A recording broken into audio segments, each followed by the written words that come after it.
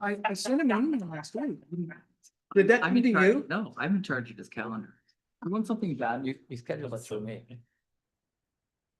Well, I sent him an email and he responded within it. And I thought, oh, I'll send him an email last week. I'm his conscience, okay? Oof, man. Mayor Church, we are live and ready to go. All right.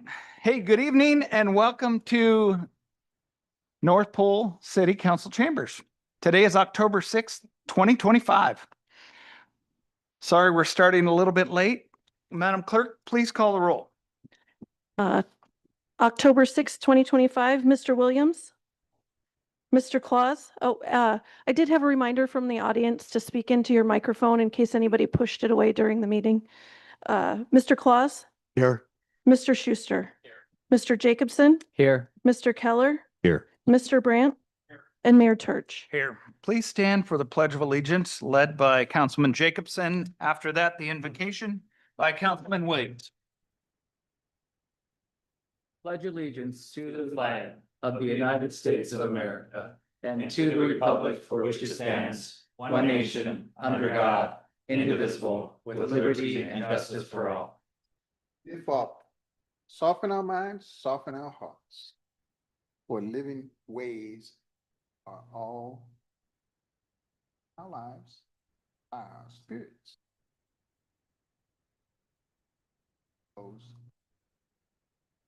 Also, we need to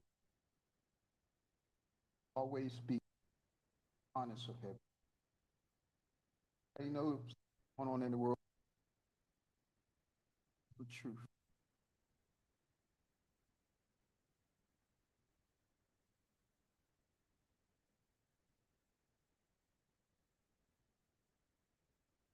Thank you for that.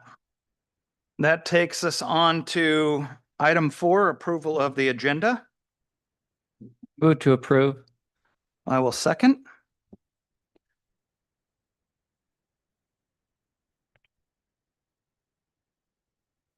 I would like to move to amend the agenda to consent item 12B and 12C, the workman's comp audit payment, and C, the request to council principal investment solutions. Second. Any other amendments or changes? Madam Clerk, please call the roll. On the agenda as amended, Mr. Claus. Yes. Mr. Keller. Yes. Mr. Jacobson. Yes. Mr. Schuster. Yes. Mr. Williams. Mr. Brandt. And Mayor Church. Yes. On the agenda for this evening, Mr. Jacobson. Yes. Mr. Williams. Mr. Claus. Mr. Schuster. Yes. Mr. Brandt. Yes. Mr. Keller. Yes. And Mayor Church. Yes. That brings us on to action item 5, approval of the minutes from September 15th, 2025. I would first like to say thank you to Pro Tem Santa Claus for running that meeting during my absence. I was able to attend, but thank you for taking care of that. I would like to move to approve those minutes. I'll second. Any discussion? Madam Clerk, please call the roll. On the minutes from the 9:15 meeting, Mr. Claus. Yes. Mr. Brandt. Yes. Mr. Schuster. Yes. Mr. Williams. Yes. Mr. Keller. Yes. Mr. Jacobson. Yes. And Mayor Church. Yes. Okay, that brings us on to item 6, communications from the mayor. I got a short punch list here. I met with Mount McKinley Bank, and I'd like to say thank you to David Durham, Matt Ellis, and Ali Laban. I appreciate their time and their insight on not only banking industry, but the city's banking at Mount McKinley. They have been a long trusted partner with the city, and we appreciate their involvement. Item 2, it has been an interesting thing here in the city of North Pole that we have had 3 unpermitted projects within the city in the past few weeks. I'd like to just remind all city residents that we have a wonderful building department. They're a great source of information and knowledge. We do offer free advice that doesn't cost anything about what requires a permit and doesn't require a permit. Please feel free to give us a call or bring your plans down, and the building department certainly can go over that. September and October, which we're in, is budget season here at the city of North Pole. Department heads, the financial department and myself have been reviewing those budgets and working through that. Item 4, I attended the Citizens Academy, only to find out that our very own Councilman Brandt is part of the Citizens Academy and one of 25. Appreciate that and appreciate his service in learning more about our borough. I think it's going to be very helpful for our council to have that information. I met with Congressman Nick Begich. He visited the city, which was wonderful. It was a good meeting. He got a chance to meet Chief Smith and have a discussion with him about his desires and wants and what we need here in the interior. He also got an opportunity to meet with Chief Heineken and the staff over at the North Pole Fire Department and take a tour of that department. I think anytime we can get our senators and congressmen to come into our city, see what's really going on is very beneficial. Last week, we had a great meeting out at Eielson Air Force Base regarding housing and other needs of Eielson, where they may be able to partner with all kinds of groups here in our local area to help meet their needs instead of calling outside help or Anchorage help. We're sitting down and talking about the needs of Eielson and what we can handle here in our own community, keeping that money Fairbanks centric, which is pretty important. I got an opportunity to attend the groundbreaking of the Latter-day Saints Temple across from UAF on Geist, and thank you for the invite. That was really, really wonderful. I want to remind residents, it was brought up at last council meeting by Councilman Schuster about Golden Valley, and they're still charging sales tax on that invoice. I want to just remind the citizens to check your invoices. Thanks to Councilman Brandt for bringing that ordinance forward to remove taxes from heating oil, GVEA, and a few other things. But check your bill and make sure you're not getting charged. That's it for me, other than council member questions of the mayor. Councilman Claus. Mayor, I have a few questions. Thank you for what you said about being Mayor Pro Tem for this past year.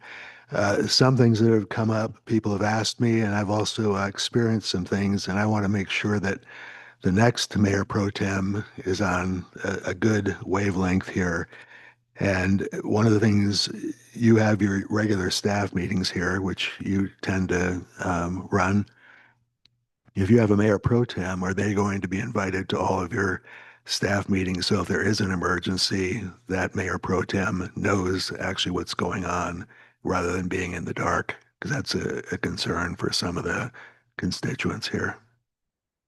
Okay, are there other questions behind that, sir? I have a whole bunch of questions Go ahead, here. run right down them, and then I'll answer them all, All right. or do my best to answer them all. All right. Another thing was during the staff meetings, when Councilman Brandt and I attended a couple of them, you expressed concern that some of your staff members and department heads might be reluctant to discuss city matters when a member or members of city council, even the mayor pro tem, are present during a staff meeting. The next one is our city government being transparent or not? And that brings me to a concern that the council has. Who signs off on the mayor's, any mayor's salary requisition, hours, and mileage? Is that the mayor? Number 4, city code stipulates that all mayors publish regular office hours, and I haven't seen regular office hours, but that's in our code 2.08.010C1. And one thing there seems to be a little bit of confusion about is, I'm not sure if mayors in general, but currently, do you understand the only time any North Pole city mayor can direct council members to do anything is during a city council meeting, and it's limited to compliance with Robert's rules? And you're also aware that city code provides that any council member can direct the mayor and or city clerk to place an item on the upcoming agenda. And will you please note my request that a review of our city attorney's work and the Alaska State Bar's Code of Professional Conduct be added to our next council meeting? And I'm sure you're aware of our city's behavior policy and chain of command. So thank you for your attention. Thank you for taking these questions. Okay, I'm going to ask you to go back and repeat the second to last question because I wasn't able to take a note on that. Okay. You to start. Just go. Okay. I want to be able to try and speak as succinctly as I can to all of those questions, and that would have been a lot. How do we take in that one at a time? So Thank you. the staff meeting is the mayor's staff meeting and has always been. The only time that I'm aware of ever having it be any council members pro tem or anything else started about 2 years ago. That was an invite by the clerk who invited people to the mayor's staff meeting at that time, worried about concerns of what was happening in the city. I don't inherently have any issues with anyone from our council showing up and attending the staff meetings. A little notice would be nice, or a request, or some sort of sheet that goes through. What I have an issue with, and it truly is an issue, is people just randomly showing up to our staff meeting without any sort of notice. It's great that we as a staff can sit and talk openly about things that we may bring in front of this council. Some of it goes somewhere and some of it doesn't. But it shouldn't be required that one of our council be at those staff meetings. I think that should remain the mayor's staff meeting. And I don't know who increased that to change it. If you will, please, I'll get to your question. The mayor's miles. The mayor certainly doesn't sign off on the mayor's miles. I do put miles on my personal vehicle going to meetings, going to events, visiting out at Eielson and Wainwright with the commanders, going into meetings at the borough. I try and keep those to a minimum, and per our code, it's very fair to charge that versus having a company rig. I look at all of the other department heads throughout our entire city that have their own vehicle, their own company vehicle as City of North Pole, to include utilities. The mayor is the only person who travels that doesn't have a vehicle, other than maybe the director of city services, who also doesn't have a vehicle. And charging miles for meetings that we're required to be at, I think, is real reasonable. I believe that those get signed off. We fill out those sheets, they get submitted. I can sign off on Tim's request for mileage. I believe the clerk or a council member has been signing off on the requisitions for my miles. I certainly don't sign those off myself. And as far as office hours, I did set those within the first week I was here, that I will be in sometime between 8 and 10, and that I'll work until the job is done. And that if I leave, I let someone in City Hall know that I'll be leaving and when I'll be back. And those hours have been very clear. The previous mayors have never really had set hours or distributed those. As you well know, serving on previous councils, our prior mayors have worked super odd hours, from middle of the night into the early morning. Haven't really been present day to day. So I have tried to set my hours at a reasonable time, changed my office to be as accepting to any citizens that want to come in and meet with me.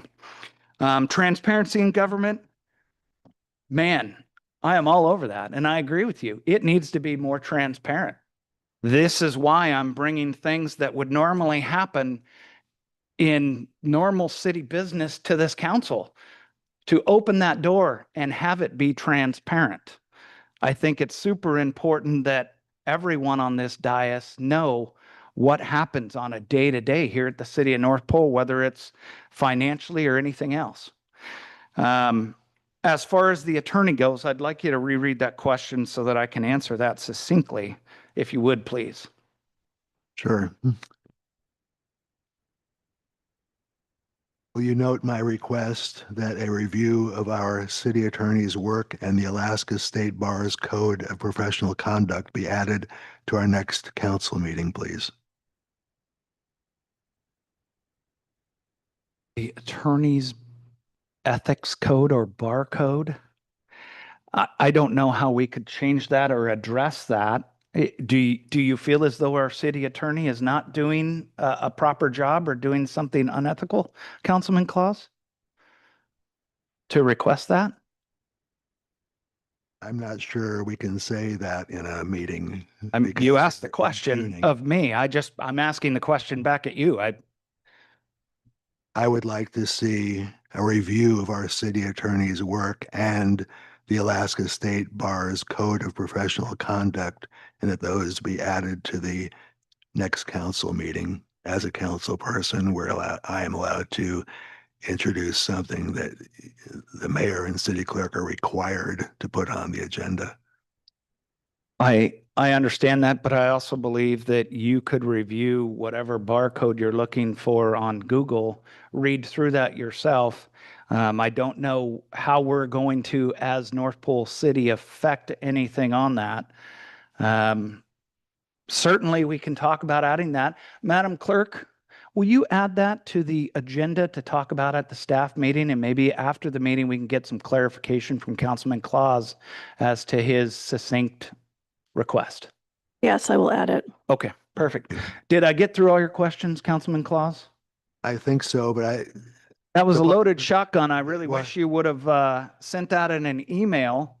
I think maybe that would have been a better way to handle it, but if you want to do it on the record, I'm more than happy to do that as well, thank to you. facilitate transparency. Thank you. And the one point I was trying to get at with the mayor pro tem, whether it's me or any other person on council being mayor pro tem, is when I used to work with FEMA as a National Defense Executive Reserve member and also disaster responder, one thing I noticed was when you go into a city or a borough or a county down there, um, often the mayor or the governor or whoever it happens to be who's running the show, wherever it is, if they're indisposed or if they're off doing something, their deputy, for instance, a mayor pro tem, should be fully apprised of what's going on and had been fully apprised through the entire year or whatever their tenure is in their position. So when you talk about the staff meetings and not having a mayor pro tem present at all the staff meetings to be up to speed on everything, that kind of concerns me. But thank you. Okay, so noted. Thank you. Any other questions of the mayor? Okay, Can you give, certainly. you said that you needed to call you and approve whether or not we can come to a staff meeting because department heads would not be comfortable talking about certain things in front of council. And I'm just wondering give me an example of something that the council should not be privy to. So what I said was that it would be nice to have some heads up that you're coming. Nobody likes to be shocked by someone who isn't expected at a staff meeting. And I think it would be nice if every member of our council could show up to a staff meeting from time to time to get educated on how staff meetings work. I think it's inherently important as a staff to be able to speak freely, as this council here is their direct boss. Having your boss in every single meeting that you attend, whether it's pro tem or a councilman, could make staff members reluctant to speak open and freely in a meeting and could very well be a concern. I like to give our staff a heads up if something out of the ordinary is going to be at the staff meeting, whatever it may be, whether it's a councilman, council person, anything that we're going to talk about at the staff meeting, that if it's going to be a shocker, I think it's important you get a heads up. No issue with anybody being there other than send a request to the mayor and have that be the mayor's request. I don't necessarily think that the city clerk or anyone else should be dictating who shows up to the staff meetings. When you were a council member, you attended the staff meetings, I did attend the staff meetings at the request of the city clerk. but you just said the clerk shouldn't be dictating who's. 100%. Yep. Exactly. Yep. Okay. If it's the mayor's staff meeting, But is there anything that you can't talk about at a staff meeting if a council member is present? I don't see anything that should be kept from us. no, nothing at all. Okay. In fact, just the opposite, but it's nice to have a heads up that someone will be in attendance. So, yeah, please go ahead, Councilman Jacobson. As mayor, maybe you can speak to this a little bit more succinctly. I would say that North Pole is being an odd duck right now by having their council members attend staff meetings. As the chief of staff for the borough, when we had our department head meetings, no assembly members ever attended them.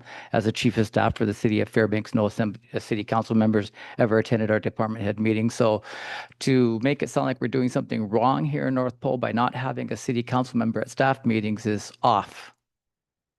Well, when you were on council, you attended staff meetings also. I was invited by Mayor Welch to attend some of the council staff meetings and also Mayor Clack, but I didn't just show up. I was invited to attend, but I didn't feel like I needed to go to them because something was happening that I needed to be aware of. And I understand Mr. Claus is concerned about a mayor pro tem, but we're a pretty small entity, and to be asking a mayor pro tem to be attending every staff meeting when they might have a full-time job someplace else is going to be pretty hard as far as who's going to be the next mayor pro tem, because you're going to have a job where you can just take off a couple hours every week or so and come to a staff meeting. So that's, how you have to weigh things out. What are the pros and cons? Is in a perfect world, would that be great? Yes. Do we have a perfect world? No. Are we a big fish or a little fish? Which way are we going to go? And so the mayor is trying to go both ways as far as being open and inviting staff members or council members to attend. But in reality, it's for the staff members to work with the administration on issues that are happening within that level and not on a public level. I also have some trepidations in the fact that if we talk about business openly, that maybe we're not quite ready to roll out to the council, where we as a staff have sat down and talked about potential items and issues that may come before this council. It gives us an opportunity to bounce those ideas off without getting a peer review on whatever that may be. And by having council people at that meeting, it may give them an idea about business that is set to come before them that maybe gets changed in the interim. Because at a staff review, I'll use an exact example. At our last staff meeting, I brought to the table employee evaluations. They haven't been done regularly on department heads. It's in code that it needs to happen. It hasn't been happening. So I took the initiative to write, with Maggie's help, write up an evaluation form and rolled that out at the staff meeting to look at what evaluations that we have and get the staff's opinion on those evaluations and how they would affect each department. And having a meeting like that, where we can talk openly and freely about what we might want on that form, what we don't want, the good, the bad, the ugly, the different, is important as a staff to be able to talk about that open and freely with maybe without having council's perspective or pro tem's perspective. So I'm kind of surprised. I would think that Well, first of all, with the evaluation forms, is that for all 5 department heads? Was there a question there, sir? Is that form that you were talking about or contemplating for all the department heads across the board or just a few? Well, that's what we talked about, exactly that. Whether this form should be for all department heads or whether it should be for certain department heads or whether it should be a citywide form. And those are topics that we talked about and worked through and had a good discussion about. Right. So how hard is that to do that in public, whether there's a council person present or not? Anyway, with the council member stuff, I can't imagine, except for HR and for some very specific legal reasons, why a council person couldn't or shouldn't be present. Also, a council person can also gauge the temperature of the room during staff meetings. And oftentimes certain issues pop up that, like you were just saying before, that are very important as far as the city goes. And you want the staff input for obvious reasons. I think if you want a council that's functioning properly and making this a safe and welcoming environment for visitors and staff alike, you would want council's input because we're not staff and we aren't under yours or anybody else's supervision or control. And sometimes having an independent entity show up, I think, is very important and beneficial, especially since we have voters who put us in office and they'd like the city to run smoothly, as would I, and think you would as well. So thank you, Mayor. Okay. Oh, please. Could I switch gears? Yeah. Your meeting Drift with away. Eielson, what was the housing number?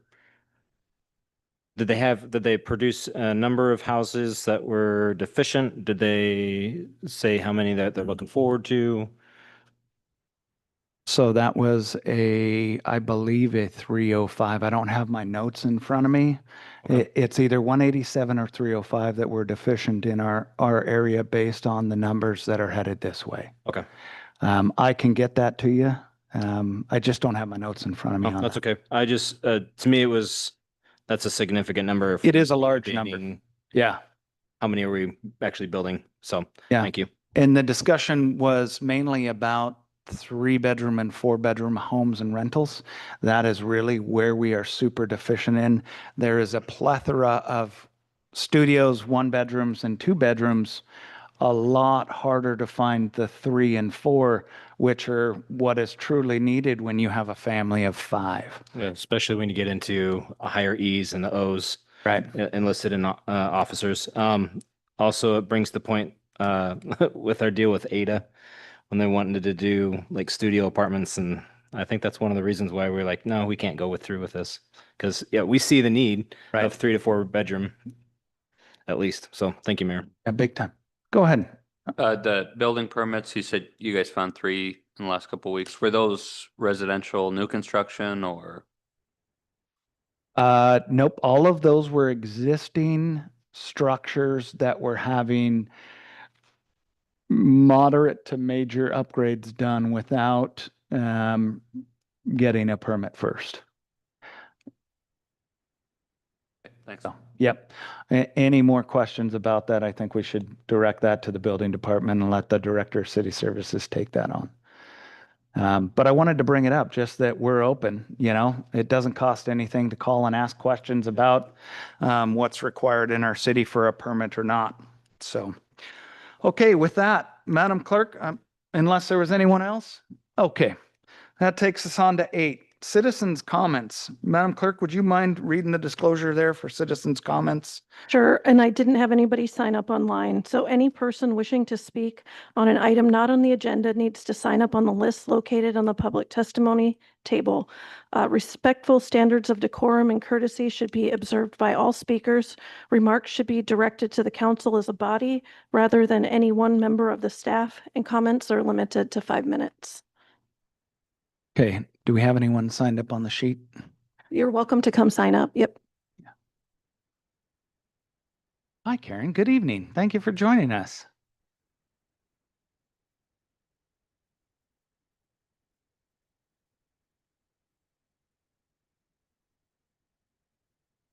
Good evening. It is very hard to hear you. I don't know if I'm just getting old or what, but it's hard to hear you in the back of the room. So I'm with the North Pole Community Chamber of Commerce Welcome Center. I'm the manager. And a long, long time ago, I sat where you sit. But I wanted to come give a report about the Welcome Center. So we opened in mid-January, as most of you know. We have had 1,139 people come in. And so we've helped out. Lots of local people have come in just to check it out, to see the new building. Lots of visitors from all over the world, and it's been a lot of fun.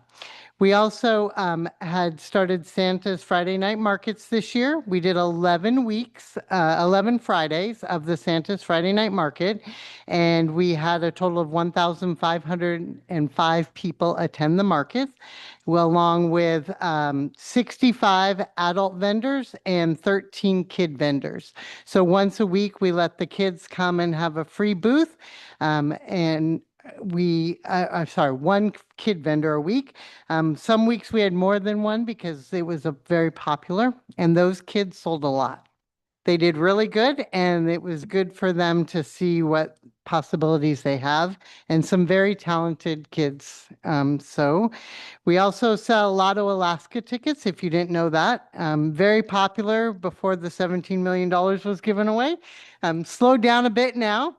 But we also do sales of items that people traveling to Alaska might want, or if people are shopping for their friends or for Christmas, we have consignment items from local artists also in the Welcome Center. And upcoming events. So on October 9th, which is this Thursday, the Chamber Board of Directors will be meeting at Mount McKinley Bank at 6 p.m. for their monthly meeting. On October 18th, if you have not heard, there's a masquerade wine tasting at North Pole Ale House. Tickets are on sale now. October 23rd is the Chamber Lunch at noon at the Hotel North Pole. And then October 28th, our president, Howard Rixey, will be speaking at the Fairbanks Chamber of Commerce. And we also started a weekly events bulletin a couple weeks ago. So it's everything that's happening in North Pole that we can find. So school events, sporting events, other events, along with meetings. If you do have an event, you can submit that event online, and that helps us from going and searching all over. We're hoping to become very popular with people submitting events. And those can be submitted at northpolechamber.us. And also you can buy your masquerade tickets at that same website. Thank you very much. Thank you for all that you do. We really appreciate that at the Welcome Center. Please go ahead. I'm just Councilman wondering Brandt. how the fundraising is going for the new Welcome Center. It's going good. We've had some very successful events and continuing on. So. Please. So I heard there's quite a bit of success with the kids market. Mhm. Oh, yeah. Do you have the number of how much was made? No, we did not ask them. I think I will ask them next year, but I did not ask them this year. Oh, So- it was great. So thank you. Sure. Send our regards to the whole team over there. That was great. Thank you very much. And I did forget to mention that we had a special kids market on a Saturday in September, and it was a bit chilly, but the kids still did very well. And next year we'll be doing it earlier when it's a little warmer. Thank you. Thank you, Karen. Anyone else wish to give public comment?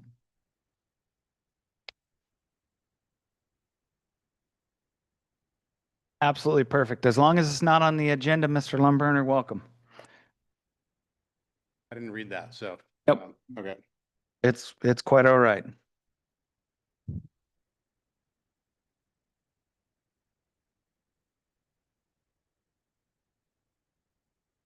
Everybody's doing good tonight.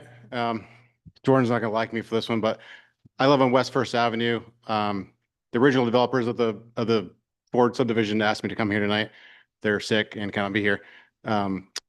We are concerned as a person that lives on West First Avenue, the new developments going in the end of Homestead and the new traffic that's going to come, if the hundreds of units I assume are going to be built there, that I'm assuming North Pole needs.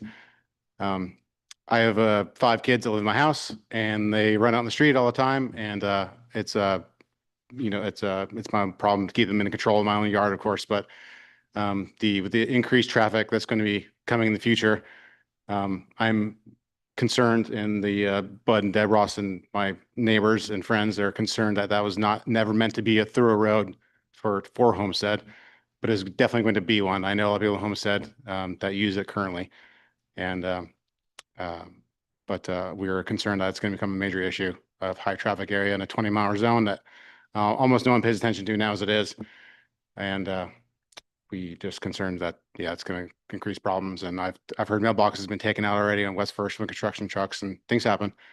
But we're looking to, if we can deviate traffic, then shut down, then Homestead, or do something.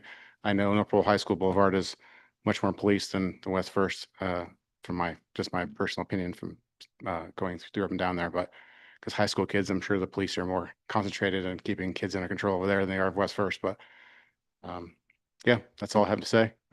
Jordan might up my plow bill because you have to go around if that happens, but that's all I have. Okay, any questions, please, Councilman Brandt? Would speed bumps do any good on there? Because if we close off the intersection of First and Homestead there, that's going to be a problem for, our emergency responders. So Right. I used to live in D Street in Fairbanks, and we lived right between, it was 1400 D Street, lived right between 2 speed bumps, and the cars would slow down and race in between the speed Right. bumps. So we've mentioned that. So I don't know how to answer that question. It's not going to help the traffic.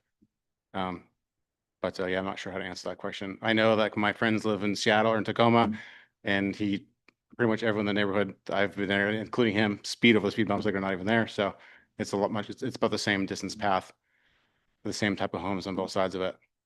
So short of blocking off the road, is there anything that you can think of that would help? I'm welcome to any ideas. I can't think of any. Again, I'm never open to shutting anything down. Again, I'm not trying to inconvenience anyone and Homestead. No, I'm just worried about our Yeah. first responders. Yeah, but, 100%. Have you noticed an uptick already, or are you just concerned about the future when the development With happens? the construction traffic, yes. That's to be expected. There's homes being built in the neighborhood all the time, not so much this year, but so there's always construction traffic. About built up though. What's that? It's about built up already. Yeah. There's a few lots left, but it's a 35-acre block, I think, in Homestead, and knowing the developer, he's going to build it out as much as he can. Just my opinion. But so that's going to add hundreds of more vehicles, I assume, over the next 5-10 years, or however long it takes to develop it, and it's going to increase traffic and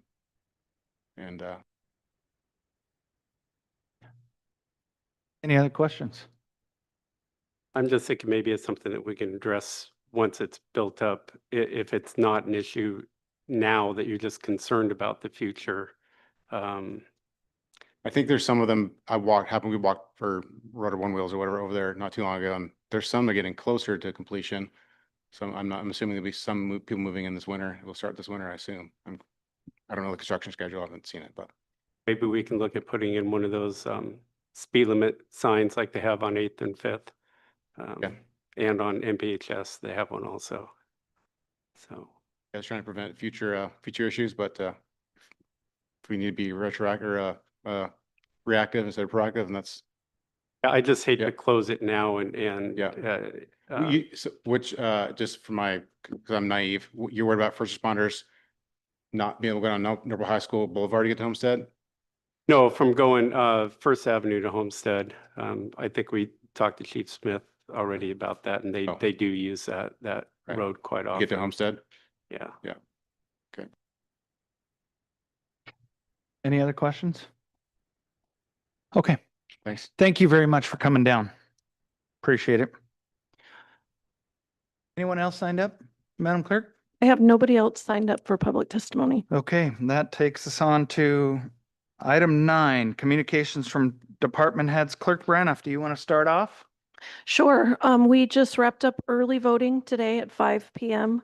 Maggie and I will be going to Borough Election Headquarters tomorrow evening and wrapping up the municipal election. Anybody that would like to vote, where polls open at 7 a.m. here tomorrow morning and they close at 8. If you haven't got out to vote yet, please do get out and do your civic duty.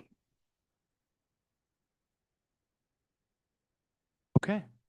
Thank you for that.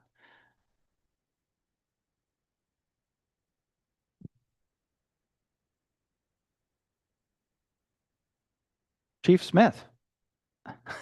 Well, good evening. Just wanted to go ahead and address his very valid concern here first, if I may. Please. Really appreciate the proactive bringing that to us early and discussing it with us. I mean, it's like anywhere else in the city where it's developed, you're going to have some of those potential issues. I would say from my perspective, the best and the most helpful thing we can have is lots of information.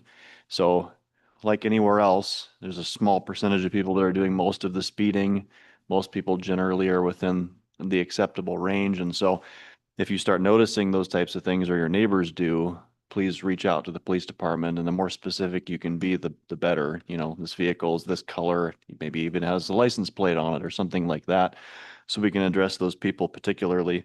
And then we certainly can also do some additional patrols and time spent in that area just to acclimate people to the fact that there's more traffic and they need to slow down. Yeah. Some other things, just I don't have lots of updates for you tonight, but we were not able to move forward with any of the candidates from our last hiring pool for various reasons, which is not unusual at all. I think we had 12 total. Out of that, we ended up interviewing 6. Out of that, I talked to 3. And out of that, the usual types of things happened. Out of 20 to 25 applicants, we are fortunate to get 1 through the entire process. That's just kind of been the historic ratio. So we are still searching. If anyone is interested in working in the police department, please reach out to me. A couple other things coming up or going on. We're prepping right now for Operation Glow, which is something we're involved with every year, where we go out and adorn lots of children with glow sticks so they can be seen. This year we have about 400 of them to hand out. We'll have extra officers on duty that night to make sure that happens. So just be aware, it's getting dark. If your children are out walking around, maybe buy them some clothes that have reflectors on them, other things like that to make sure they're seen as we transition into the winter season. We are also in the early planning stages for the holiday food drive, the law enforcement holiday food drive, and I'm very excited to say that we've now partnered with both Three Bears in North Pole and Safeway, where historically we've done most of our work in Fairbanks. We're still doing that. We're going to still go to Costco, but Three Bears was really excited to have us come and spend the day there doing fundraising. And I thought it was really cool to be able to do that in North Pole for the food drive. Additionally, I will be gone along with my executive assistant for about a week. The end of this month, we're going to go attend a media and press engagement class at the Crime Lab in Anchorage, which hopefully will improve my public speaking and demeanor when interacting with you folks and members of the press. So a very important class for anyone that has contact with the news media and the press to be able to effectively present. So that's all I have. I'll take any questions you might have. Oh, please, Councilman Claus. Chief, speaking of traffic, you and I briefly discussed before that those 2 roundabouts by Safeway, and I know Tim will be interested in this as well. I'm hoping we can get a couple of signs there where the pedestrian crosswalks are, because a couple of people have approached me, and I walk a lot, as you know. Sometimes people in cars are looking at the traffic in the roundabout, but they're not paying any attention to the pedestrian crosswalks, and especially in the winter when you can't really see the crosswalk markings. I'm wondering if there's a way to put some signage up on both sets of the roundabouts so that it reduces the likelihood of a pedestrian getting hit. Fully support that. I did bring it up to him Oh, before thank you. this. Thank It's also worth being aware as a pedestrian, there's just a percentage of the population that does not recognize or see motorcycles and people as being an object that occupies space. So I ride a motorcycle in my off time, and you just have to be very defensive in your driving and in your walking, because there's folks that just it's not precisely their fault. They just they don't see it. Yeah, thank you. Yeah. Chief, I got a question. Sir. And that course that you guys are going to, was it from a grant or is North Pole It's gonna be coming out of the normal training budget. normal training budget? Yep. Okay, good. Chief, if businesses wanted to support Operation Glow for the city of North Pole, how would they do that? That would be very easy. So we have a reserves program and store, and oftentimes we'll use funds that generates to purchase that type of thing. This year, we actually partnered with the VFW. They were doing like a 50-50 raffle to help pay for that. But if a business did want to purchase glow sticks, the vendor, we get them, we partner with FPD to get them. They're about $1.16 a piece. And so the business could donate funds for that to the reserves association at the police department, and then we could pass that on to buying more glow sticks. So would they just call the police station then Yeah, to they be could able talk to to do that? me or to Rachel. What's a good number for that? 907-488-6902. Okay, perfect. Don't call 488 911 for that. 6902. Please do not call 911 for Operation Glow Stick support. Please, Councilman Keller. Chief, how many glow sticks do you typically go through within a Halloween night? Usually as many as we have. So I think we had 385 last year, and we usually blow through all of them in Yeah. about 3 hours. All right, thank you. Okay, that brings us on to CFO Fogarty. Good evening, everyone. As the mayor commented in his comments that we've been going over budgets with our department heads. I think we still have a couple left because we ran out of time last week. So we have the admin budget and the clerk and HR budget to go through this week, and then we'll put revenues together, and then we'll have to probably reconvene and see how that looks. We also kind of have a tentative time for the workshops this at the end of this month. It'll be October 28th, 29th, and 30th is the dates we're projecting right now. If that doesn't work for anybody, just let us know and we'll try to do a workaround. But at that point, since we have some new folks, normally the department head talks to the council about what he or she is looking at for the next year, what they're projecting, their expenses. And we don't normally have the budget books done at that time. But because there's other smaller budgets that they're not going to present to you, like their fleet funds, those little budgets we don't. So just to let you know, we probably won't have the book done by that time, but we're working on it. That doesn't work for me. And that's all I have tonight. And if you have any questions, I'd be happy to answer questions. Okay, thank you for that. Director Glidden. Hello. So for utilities, we had a service line leak in the Ford subdivision this morning. I don't know if anybody saw it. Somebody's yard turned into a puddle. So we had to shut off the water supply to most of Ford subdivision and the high school for just over an hour today. So that was exciting, but we're back up and running. We are going to send one of our utilities guys, Randy, to Anchorage to a backflow preventer testing training in April, because we just had our cross connection control program written up, and we're going to roll that out, which is going to help us identify potential contaminants into our water supply from other sources. So like in Three Bears, they would have multiple water sources potentially, and it could go back into our system if we have a drop in pressure. So we have created a cross connection control program, and we're sending one of our guys up to be able to test that so that we could go around and check those things out. So that's pretty exciting. And we also updated the construction standards for utilities. So both of those will be up on our website, ready for people to read here shortly. The building department, as the mayor said, we've had some confusion on what the code says about when you should and shouldn't have a building permit. So I've been working to update the website, our letters and notes, any kind of information that the city has written out to help residents and contractors understand the code without having to read the code. So I'm working on those to try to make it a little more clear and make sure that it's easily found on our website and available. For Public Works, tonight on the agenda, we're trying to renew the snow removal contract for next year. And the stormwater drainage project, we've got updated estimates, so that's going to be another one we're talking about later today. We had a power outage on Sunday, which caused the generator to kick on at the police department, which caused a water leak. So that was some exciting. That was some excitement on Sunday.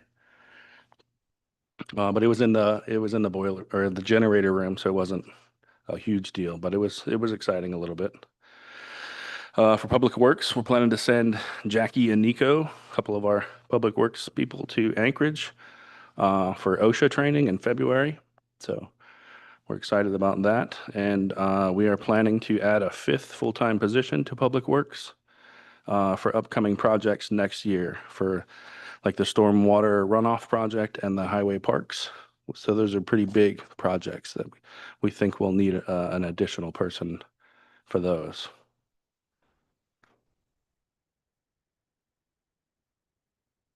Councilman Jacobson, please.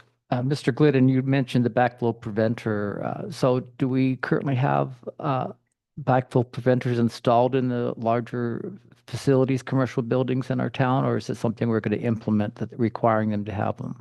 They are already installed. It is already in our code, and they have been inspected. DEC wants us to have an entire program dedicated to that specific thing. And they want us to do like annual inspections. And so we're rolling out a program with inspections and what we're going to be expecting during these inspections. And we're going to have standards for which backflow preventers need to go in which places, depending on the contamination level or the threat of contamination. But yeah, we have backflow preventers everywhere in the city right now. That's good to know. Yep. And then also, we have these pictures of a nature kiosk that looks like it's had some vandalism. Did this come from you? No, that was last week, the stickers. Oh, Or the last 3 weeks ago, that was the stickers that just left over, I think. okay. Yeah, please, Councilman Brandt. Mr. Claus and I joined you and Cody at that Mrs. Snow's memorial bench dedication. And I just wanted to say that was a really nice ceremony. We had a good time. But I want you to thank your crew, Cody and Mike and Jackie and Nico. They all had a hand in building that. And if nobody's seen it, it's down there at Terry Miller Park, and it's absolutely beautiful. They did a fantastic job, and they should be proud of it. I'd also like to thank Mark from Alaska Stone for doing the cutout work and needlework on that bench. That was a big deal, and did that, I believe, pro bono. So thank you for his donation on that as well. He did, yeah. He's got a fantastic machine over there that he uses to cut stone for countertops and stuff. It's a water jet CNC machine that he was able to make some angel wings and a heart and really nice decorative backing for the bench. Did a fantastic job. Thank you, Director Glidden. Chief Heineken. Good evening, everybody. Just a couple of things from the fire department. We were contacted by the organization from the high school that had previously performed the haunted houses using our training facilities, and they are looking to do it again this year. So we are excited to hear that news. They're in the planning phase, and they're starting to work towards implementation because it's coming quick. The dates I've gotten were October 16th through the 18th. They plan on holding that. We will host that at our facility just like we did in previous years. So mark your calendars. I don't have exact times, but it'll be the evenings of those 3 dates. So we're really excited to hear that they're interested in doing that again. It was unfortunately not able to do it last year. They had problems and were not able to actually put it together, but we're hoping this year everything comes together. The years prior were very successful, very popular, and Halloween's coming, so it's that time of year. So this year is felt very busy at the fire department, and for reasons that we can show. Mid-year we were looking at numbers for run volume, and we'd noticed that we were definitely on an uptick for this year. And then further looking at it now, we're 3/4 of the way through the year, and it's definitely been a busier year. We're looking at numbers, if it keeps trending out, which it probably will, that will be higher than our COVID numbers were when we were running very, very steadily running the ambulance on COVID patients. So yeah, we're looking at our highest run volume year if the trend stays, and it's been steady. Sometimes we do get those spikes, but it has just been constant and steady this year that we've noted. We're up. I do it on a daily average is how I keep track of it in my mind, and right now we're at a 4.12 calls a day average, where last year we were down to a 3.7 calls per day, which doesn't sound like a big difference until you look at, the final number. I mean, that was 1,378 calls of service that our crews did last year, and current numbers will put us well over 1,500, which we've never reached that mark yet in our history of having 1,500 calls in a year. So it's felt busy because it has been busy. So I just wanted to report on that, and that's all I have. I can take any questions. Please, Councilman Brandt. Out of those calls, how many are in the city limits of North Pole? I didn't break that down. I could get that later. On average, our city of North Pole are usually, this is a complete swag, 30 to 40%.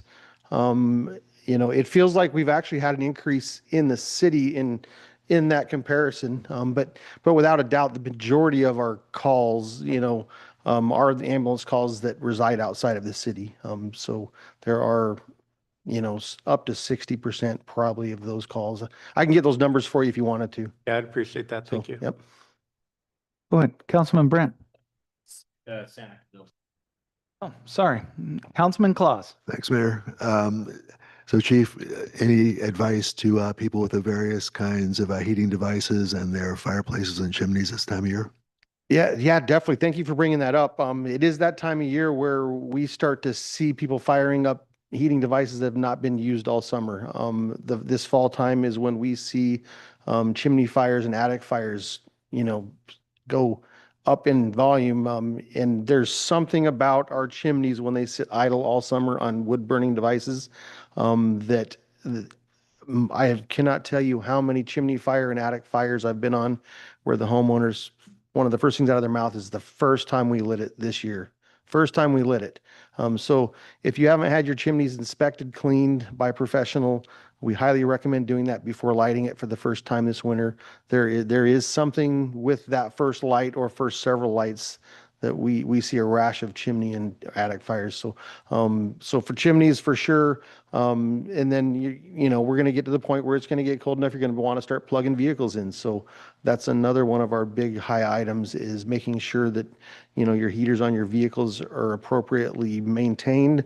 If you don't have GFIs on your building, that's a good indicator that you've got a bad heater if your GFI is popping. And then where you park. If you're going to plug your vehicle in, where you park to plug your vehicle in is a big deal. People plug in, they go to bed at night, and then if that vehicle were to catch fire, if you had it 10 feet further from your building would be safe. But most likely we see individuals park close to their residence, and unfortunately, it could take the house with it if the vehicle caught fire. So, we're definitely getting to that time of year. I hate to say it. The last few days have been beautiful, but snow's coming, winter's coming. So yeah, be prepared. Thank you, Chief. Please, Councilman Keller. Two things. First off, do you see any commonalities with all of the increase in calls that we've had this year? The reason why I'm asking, like, are we looking at something that could be a public health notice? Not that we've noticed. No, I'm it's not just, saying like contagion. Yeah. I'm Yeah, like no. a whole bunch of different reasons why, right? So no, honestly, we haven't seen it's one thing that has made those numbers go up. It is just been in general diversity across from everything. I mean, because, we're the fire department. We go on everything. We go on, if the cat's in the tree, if somebody's got a bloody nose, if somebody's house is on fire, that whole range, is just elevated. I haven't really noticed it being one area. okay. Second question. Does the fire department still have chimney brushes that people can borrow? We do. Yep, we sure Okay. do. When they are available, they're free of charge. You can absolutely come and check them out. And if you're capable of doing that, we do caution though that, having a professional inspector, if you think you've had chimney problems or a chimney fire, just brushing a damaged chimney clean doesn't fix the chimney. So we highly recommend professionals look at it if you're not regularly cleaning it and if you think you've had any type of problems. Thank you, Chief. Yep.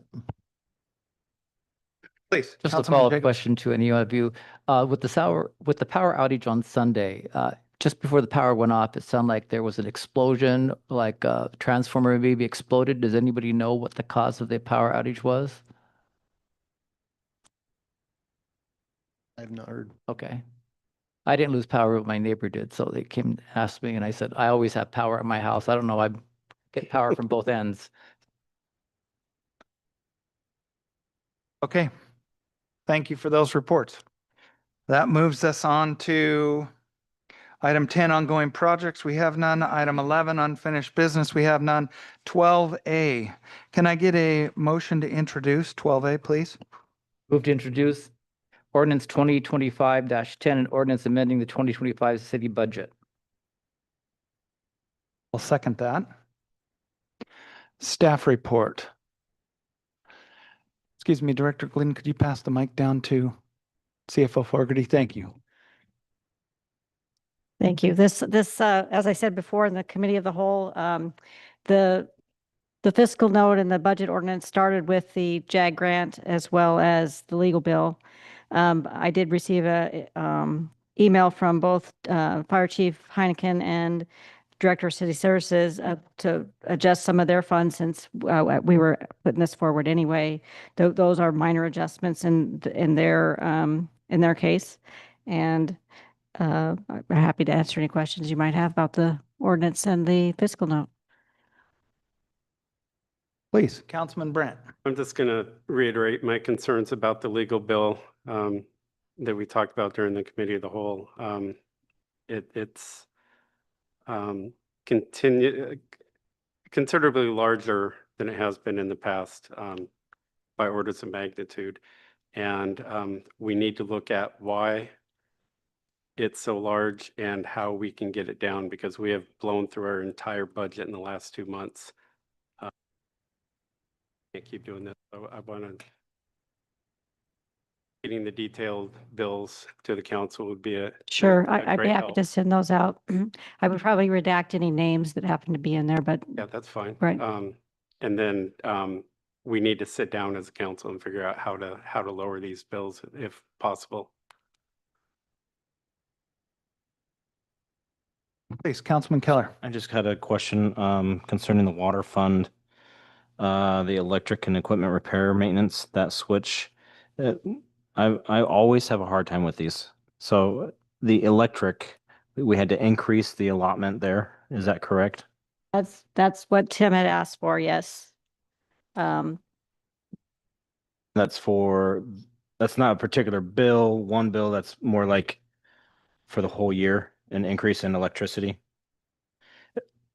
Just had a thought. Is that from the streetlights that were installed, or is there? Sorry. No, this is for Yeah, water fund. utilities. Okay. So we're just going through the budget line by line all day, every day.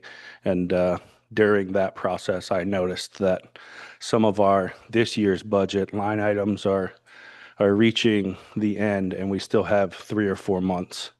So I just wanted to shore some things up while she was putting this through with it. We don't have any knowledge of any issues with our electrical bills, but that's for just the water part of the utilities. So in essence, you're just being proactive for the end of the year activities. Right, Okay. absolutely. All right, thank you. Yep. And then we did talk about that during our budget meeting about adjusting that up to make up for the differential in what he was noticing this year. So trying to correct that before we get into that next year. Big deal. I would heavily suggest yes. Councilman Brandt. I have the same question about under the general fund, the building maintenance increased $6,000. Was that something in particular that we're? That's looking for at Chad. doing? Yeah, I mean, the one that caught us off guard was we had just over $5,000 bill for some boiler maintenance that we weren't expecting at this point in the year. So yeah, it just one of those things. We definitely had saved room, had quite a bit of room in vehicle maintenance this year. So it was coverable from vehicle maintenance just to move it into building maintenance to cover that cost. Madam Clerk, please call the question. On ordinance 2025-10, Mr. Keller, Yes. Mr. Claus, Yes. Mr. Brandt, Mr. Jacobson, Yes. Mr. Schuster. Yeah. Mr. Williams, Yes. and Mayor Church. Yes. Would anyone like to change their vote? Seeing none.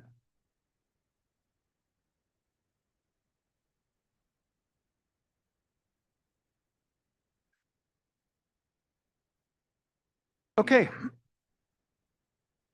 That brings us on to item 12D. Request to council a scope of work adjustment stormwater drainage grant. Like to make a motion to bring that to the table for discussion. Oh, second. Staff. Jinx. Moved and seconded. Staff report, please. So as you all probably know, we've been we applied for and received the Protect grant for stormwater runoff improvements for like the Ford subdivision area. Every time the snow melts, it becomes a lake over there. And so we've had some reports done to figure out what would be the best way to fix that. And in 2023, we applied for a grant for $952,000, and then we have it now, but we've got updated estimates, and it's going to be closer to $1.4 million. So if we accept this grant, we are going to be on the hook for everything above that. So currently, we have about 6 projects written up on that grant proposal, with the grant paying $752,000 and us paying $200,000. So if we did everything on that list, it would be 1.4 million-ish, which means we would have to pay $600,000 to get there to $752,000. So I talked it over with the engineering firm that did all of the research and all of the reports, and we've picked 2 of the most important, we believe, or is going to give us the most bang for our buck of the 6 projects. So if we can change the scope of work from 6 down to those 2 specific projects, we could get potentially the cost to just over $1 million, $1,883,000, which would mean our part would be $331,000. So we wouldn't get all of the work done that we proposed, but we would only be looking at 330,000 instead of 600,000. So those 2 projects that we are recommending is to rehab our lagoon system that Public Works built there at the end of Ford subdivision, right there at the end of East First. Yeah, so they want us to dig it all the way down below the water table and double it in size so that it can absorb a lot more water than it currently does.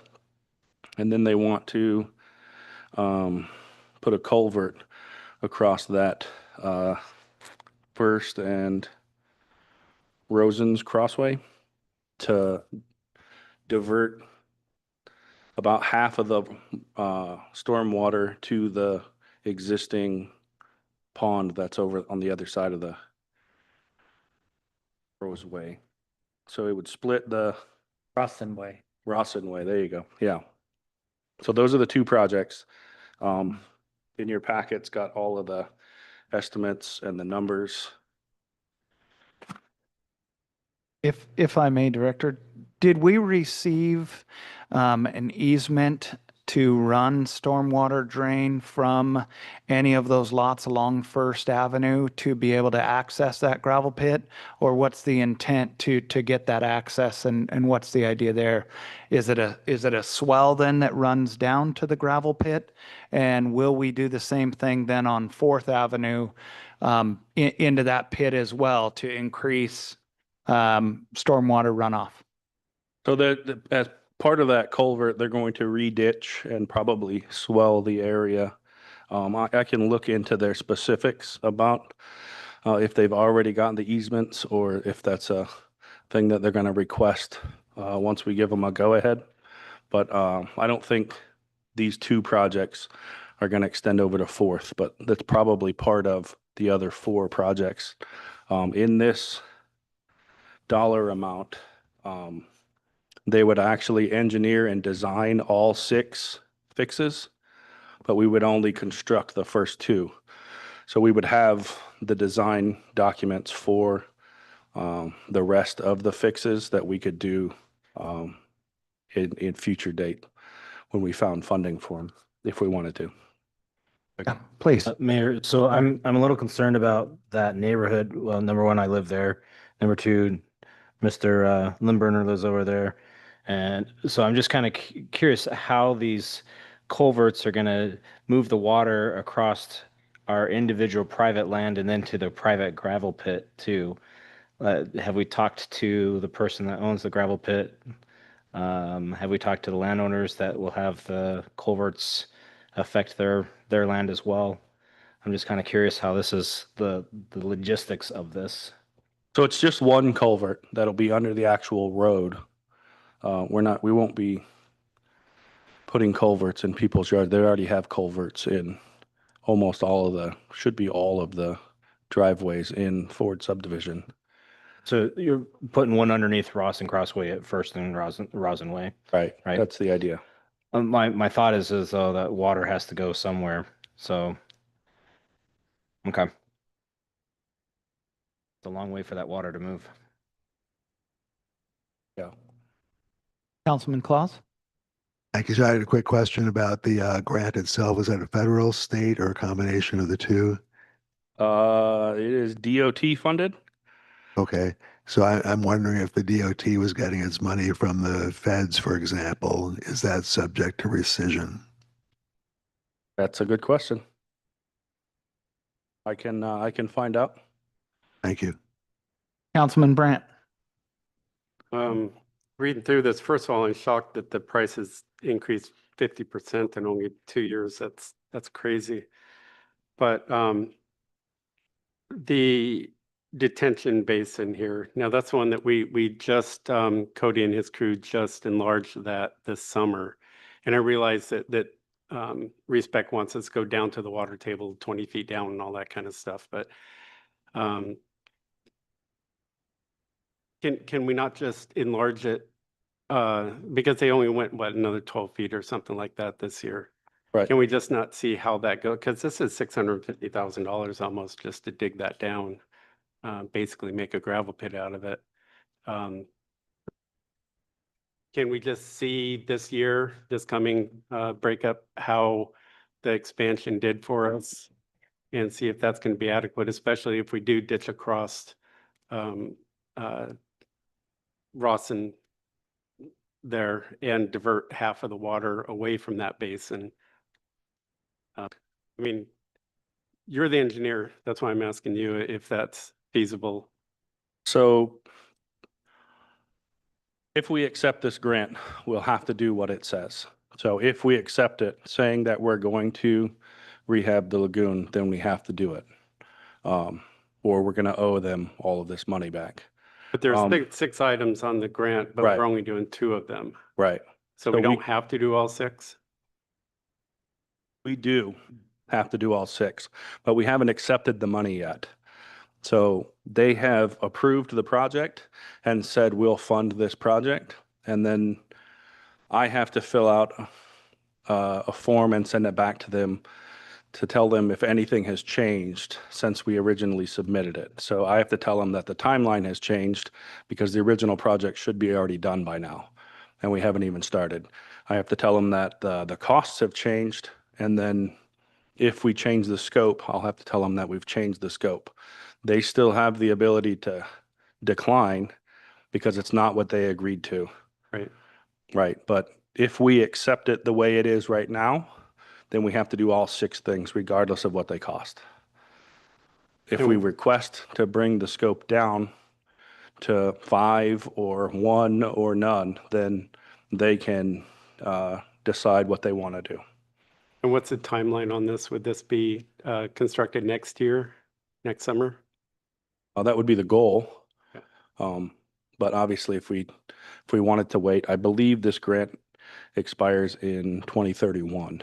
So we have time to play around and test other things, but we can't accept this money and then determine whether or not we want to do the projects. Right. Well, I'm just looking at, like I said, from 2020.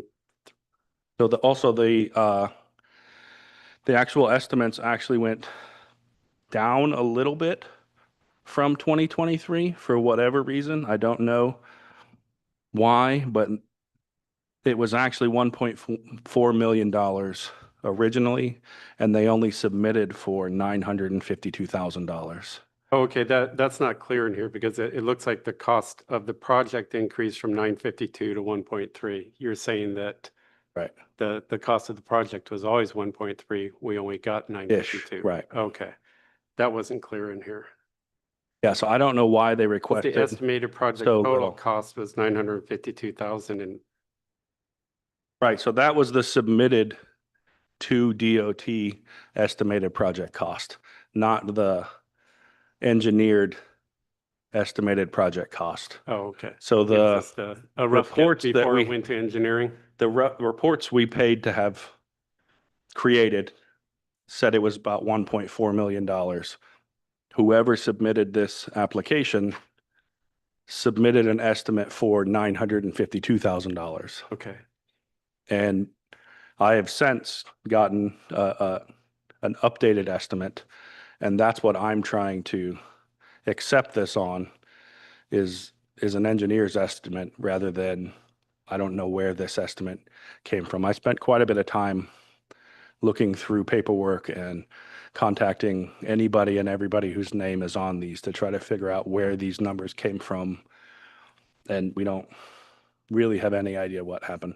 It makes a lot more sense than the cost increasing 50% in 2 years. So thank you for. It's possible clarifying that their intent was to not do some of the work, or they were going to have some discounted way of doing. I really don't know. There was no paperwork that said what the plan was for getting the price from what was estimated to what they said it was estimated at. Oh, please, Councilman Jacobson. So what you're looking for us tonight, from us tonight, Tim, is to reduce the scope of project to construct only project 3 and 4 and do the design work for the remaining projects. Yes. The idea would be, you guys agree that I put in the application for the adjusted scope, and you guys would agree that our match would be 331,000 instead of 200,000. But it also, these are all estimates. So if we agree to this scope of work, the cost can go up depending on if we wait till 2031.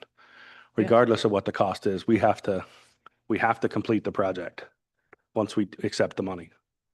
Councilman Claus. I have a question. Thank you. That's why I was worried about the rescission possibility, because if it's all accepted and we start paying our share of it and actually start the work, and then the grant disappears because of rescission, then we're stuck for the entire thing. Correct? Possibly. Well, we'll be stuck with the part that was done already. Right. But we so- wouldn't be liable to do the rest of it if there's a rescission. No, we wouldn't be liable to DOT because they took the money back. We would be liable to whoever we have a contract with. So if we have contracted out that we're going to do this work, and we didn't have in there a stipulation that says if they don't pay us, we're going to cancel and only pay for what you do. But I would imagine that's going to be in the contract. Thank you. Yeah. Councilman Schuster, I'm sorry that I did not see your hand. Please go ahead. All right. I just wanted to kind of reiterate what Councilman Keller said. Do you guys have or talk permission about running any of that water into the gravel pit? I'll have to look at the actual report. It's a almost 200-page report. Okay. It's been going for, I don't even know, Yeah. 8 to 10 years. They've been doing research and figuring it out. Sure. And this, can you explain this math equation a little bit better as an engineer of expanding that lagoon to how that would capture most of the water in the neighborhood? Do you know how they figured that? I mean, I've got the packet. I can send it out to you guys. That'd be helpful. Yeah, Yeah. it's excessive. Okay. But yeah, it's good information for sure. I still have more. Okay. Go ahead with your follow-up, Okay. Councilman Schuster. Yeah, and then just from what I've seen, that for a lot of the year, it's already almost at groundwater level. That lagoon now, and so did they give consideration to septic systems on First Avenue? And how that adding that much more water might raise the water table there and cause septic issues? I don't believe they're routing water from other places to there. The intent is to eliminate the water that's sitting in the roads and in people's yards already. I don't think their intent is to bring water from other subdivisions through that subdivision. I wasn't here last breakup, so, but my understanding of this is to fix a problem that's in Ford subdivision, not bring other water in. So I think the volume of water is not going to change. Right. Okay. And then last thing I got to, just to be clear, we're discussing numbers here, but these are just engineers' estimates or not. It's Right. not out for bid or. Right. Yeah. Okay. And also, this isn't a legally binding document other than you allowing me permission to fill out these forms. Right. We're not if you agree to this, we're not accepting the money tonight at 9:45. Right. That's just you telling me that I can continue on the process of filling out this paperwork, which is going to take a month or two to get through all of the appropriate people before it actually gets agreed upon. So this isn't time sensitive in any way. Director Glidden, in your staff report, you had mentioned wanting to hire on another public works department to help cover some of the city's cost in relation to that project. Can you touch on that a little bit more now that you have a little bit more time? And then we'll go to Councilman Keller for his question. Yeah, so the city's match can be an in-kind match, which means we can either pay somebody actual cash or the city can do the work. So our intent is to do as much of the $331,000 worth of work in-house as we can. Because if we have to give the money to somebody, we'd like to give it to our guys. So the idea is if we hire another person in Public Works, we have more people that can do more of this work, and we won't have to spend as much of this money giving it to contractors to do the work. Then we have another person that working for the city that we're training up in case somebody leaves, or we've got more control over the quality of the work because we're telling them how we want it done. So that's the intent. There's for this, and then the Highway Parks project. It should be enough work that we could use another person for sure. A quick question and follow up on the in-kind match. If we use our own employee, are we predicated to pay that employee Davis-Bacon wages like they would if they were a contractor? No. Okay. Councilman Keller, did you have a question, sir? Yes, with regards to the report, the 200-page report, is there anything in there that's confidential or sensitive that we can't have public? Not that I'm aware of. I can look through it. So I'm just saying if we could put that on the website rather than sending us a 200-page PDF and all of our emails, if we could put that on the website and then just send out a hyperlink, that might save you some time and save our mailboxes. And then we can have public insight from community members, which we need to have community citizens' comments on this too. Thank you for bringing that point up. It's in my notes here that I got out of order by one spot and I let the discussion take over. So I think it's best actually that we had this discussion and now we're getting. And I may look at rewriting this for certain members or certain things that come up. So thank you for that reminder. Citizens' comments. Do we have any citizens who would like to speak to this? Yeah, please come forth, put your name on the list, say who you are. If you wouldn't mind grabbing that mic over there, it's kind of a hokey deal, but it's so that if there's any viewers online, they can hear you. Thank you very much. I appreciate it. Welcome. Thank you. I was just curious, I guess, is the flooding an issue on West First Ave? Or is the flooding an issue somewhere else?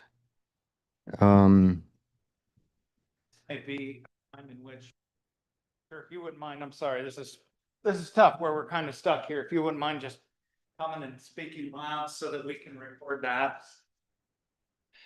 So I don't actually live in the area, and I've only been working for the city since June, so I don't really have any idea how the breakup causes anything. Maybe if somebody lives in the area, they could say.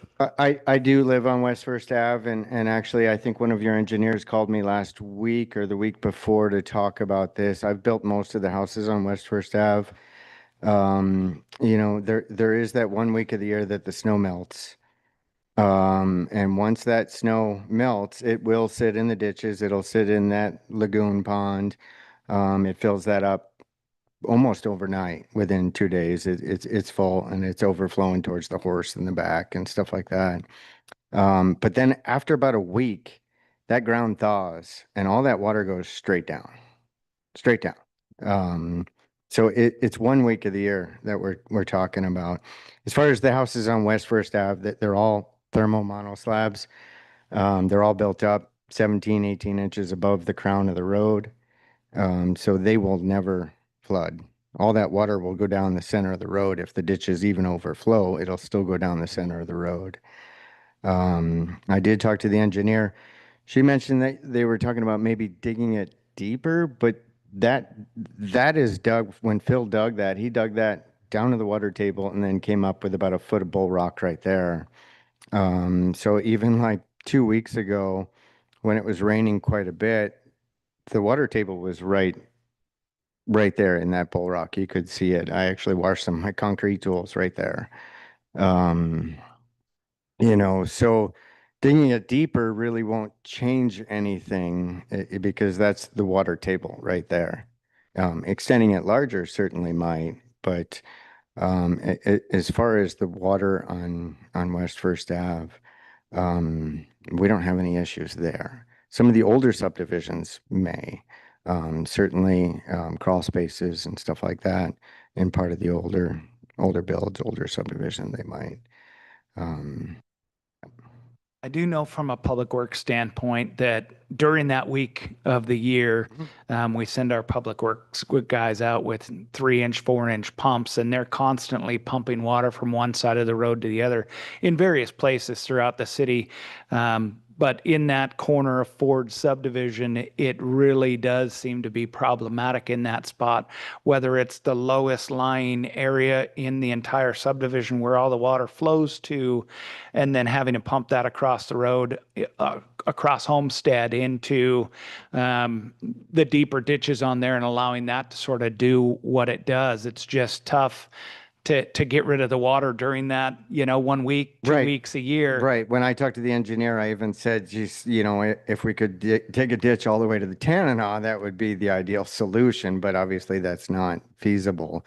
But even pumping it across the road, it then goes to the older homes, which are not as high up in elevation as the newer homes, and then, gives them trouble. So, I'm not saying I know what the solution is. I just know that on West First Ave, we don't have a problem at all with any of the houses Right. there. So, as far as the rest of the subdivision, I'm not really sure either.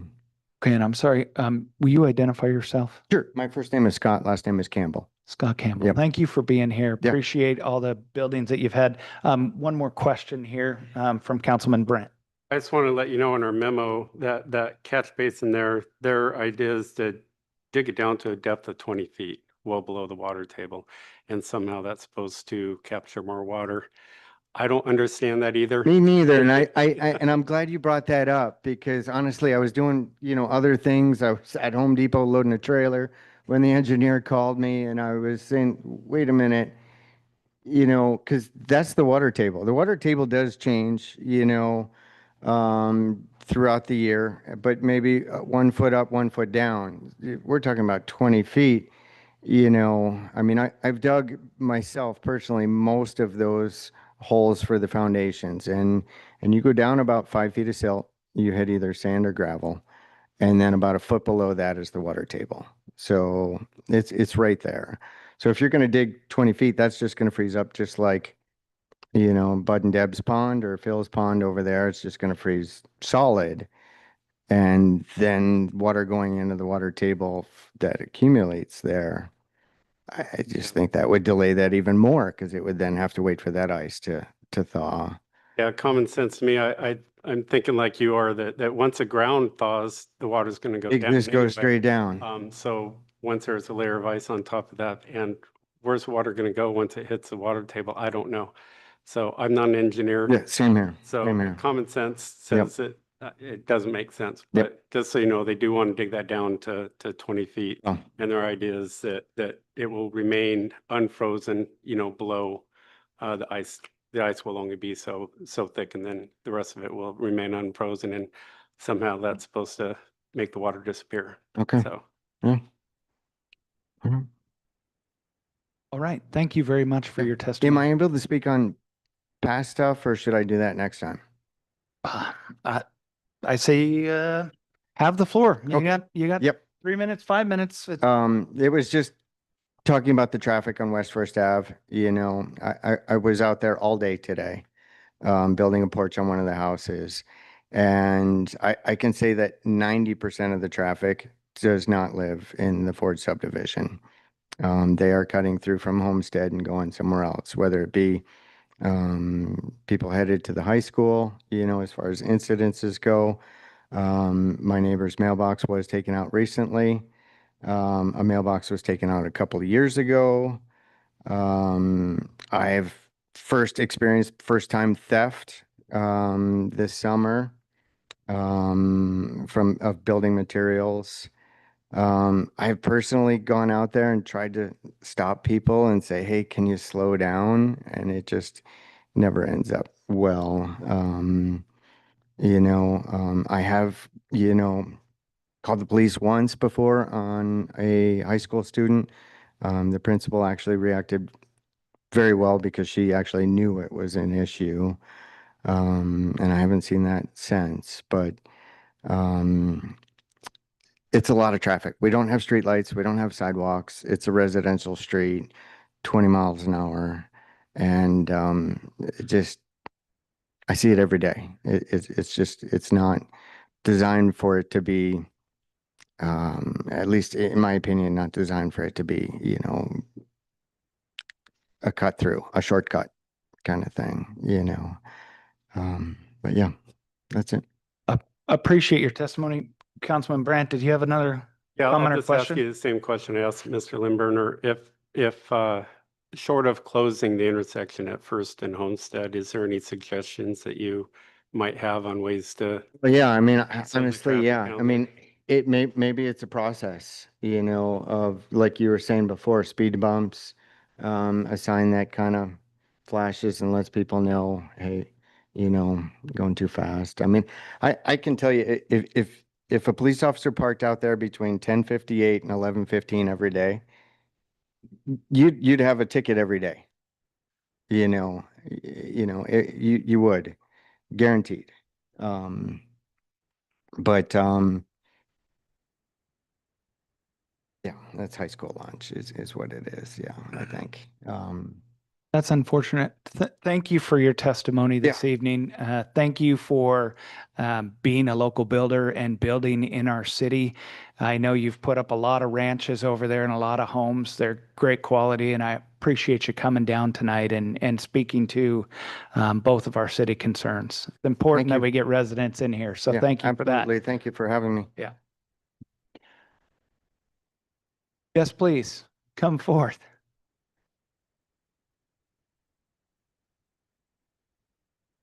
Trevor Rawson, and we're the developers of Ford subdivision. We purchased it from Francie and the Ford family. Jeff, you were involved at the beginning of our subdivision. A main concern that we had going in was the traffic control, because we know how teenagers are. We love them all, we do, but we know how they are. They can have a little heavy foot when it comes to driving, and we had that one access point that was down there on First Avenue. And I asked the city mayor at that time, who was, help me. Doug after me, Doug, it was Doug, yeah, Doug. So we asked him to please, could we not do that one, because we knew the law required that we had 2 accesses in and out. We already did. First, to the end of First, were turned into Theron, and then we had Fifth. So we had those 2 accesses. Well, they didn't want that. So we said, well, okay, if we had to do it, we had to do it. Now here we are, 10 years later, and all the teenagers are speeding down the street. And we have an apartment complex, 2, no, not 2, 3, going up off of Homestead, and they are all driving down that road. I stopped myself 4 dump trucks this year, driving down the road, going to that subdivision. I said, look, these roads are not, I said, can you see the signs? The signs are up and posted. They don't pay any attention. Nobody pays any attention. Just go down that road. Well, it's tearing up our streets. And the speed that these people go through in that subdivision, if there were speed bumps, I don't know that would stop it. I get out there and I shake my fingers every dang day at people that are just speeding through there, and there's no need to do that. Maybe they need to put up a 10-mile speed zone. I don't know if that'll help. They don't pay any attention to what's going on. So my point is, we don't need that access in the first place. I think it should be stopped. And I don't know what's going on about all I heard today. They're getting easements to our property to drain stuff. I've not heard of anything, and I own it, so I don't know why I've not heard of anything, but that's what I hear is happening. My big concern right now is the speed on the street in front of the house. It's not good. As Scott has said, I'm not blaming all the teenagers from the school. It's people that are doing other things too, coming through different places, but they can go down Homestead. That's the way they should go, is down Homestead and around. As I told those truck drivers hauling that gravel, you just go down the Old Rich and go down Homestead is where you're supposed to go. But they want to choose to go through our subdivision, and those roads are not designed to do that. Therefore, they just won't hold up, and it's detrimental to the people in our subdivision.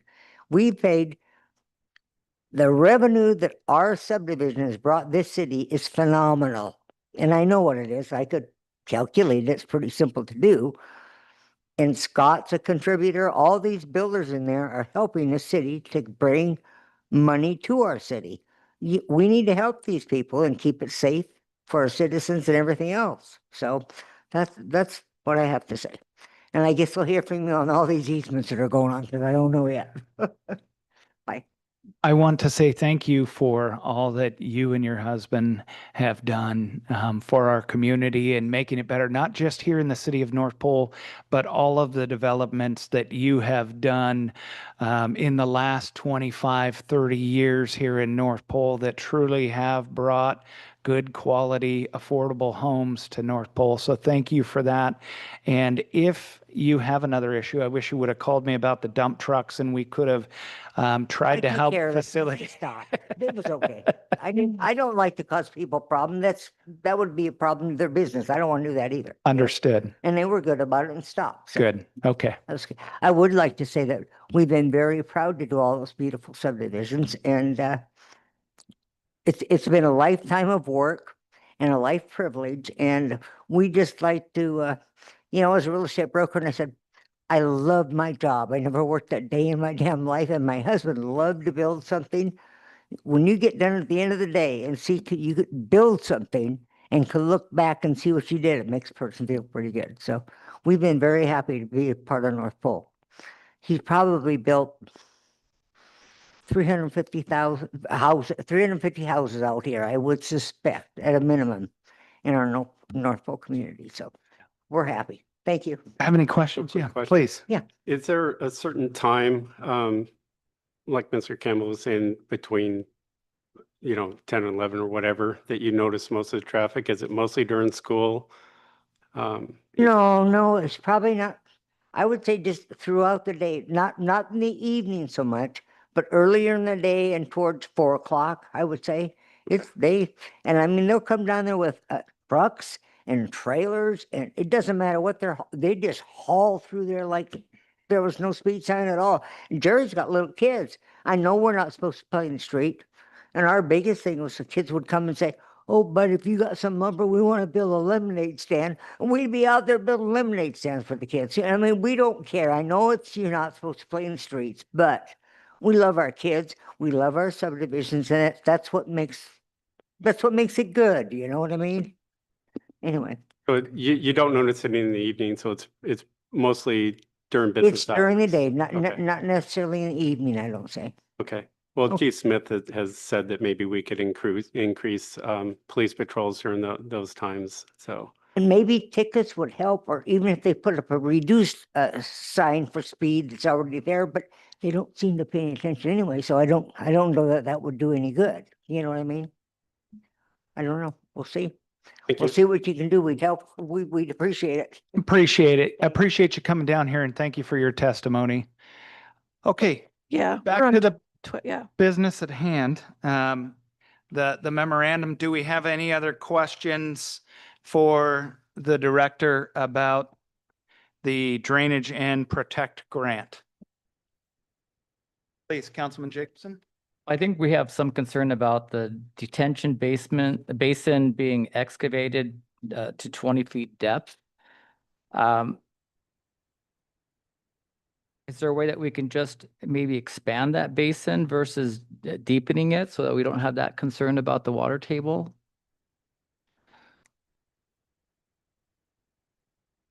No, the whole point is to get into the water table. So expanding it and not getting in the water table, like you said, is not an option. It's a foot or two below the road there. So if we dug anything, we'd be in the water table. So how deep is the basin right now? It's at the water table. I don't even, because it's full of rock. I wasn't here when they did it. Right, they dug down and then put rocks back on top of it so it could drain. It's nowhere near 20 feet though, as far as I know. The extension that our guys did this summer is 2 or 3 feet. It's not even to the water table. It's just, they just removed some brush and stuff to make a little bit bigger pond, a little bit bigger divot, I guess. Councilman Brandt? You said this wasn't time sensitive. Can we not. just have a little bit more time to ask you some, not tonight, but over the next couple of weeks before the next meeting to look into some of these questions? Absolutely. None of this is time sensitive at all. So Okay, yeah, take all the I'd time like you to need. know about, there's questions about easements and stuff for this. It says reestablished ditch. Do we have the easement already for the ditch? Do we have to, Right. those are the kind of questions that I'd like to look into in the next couple of weeks. Yeah, as far as I know, the ditches already exist. So the Right, it says easements are already there. reestablished ditch, Right. so I assume that means this, it's overgrown or something, it just needs to be dug out, but Right. still, I'd like those questions answered before I vote yes or no on this.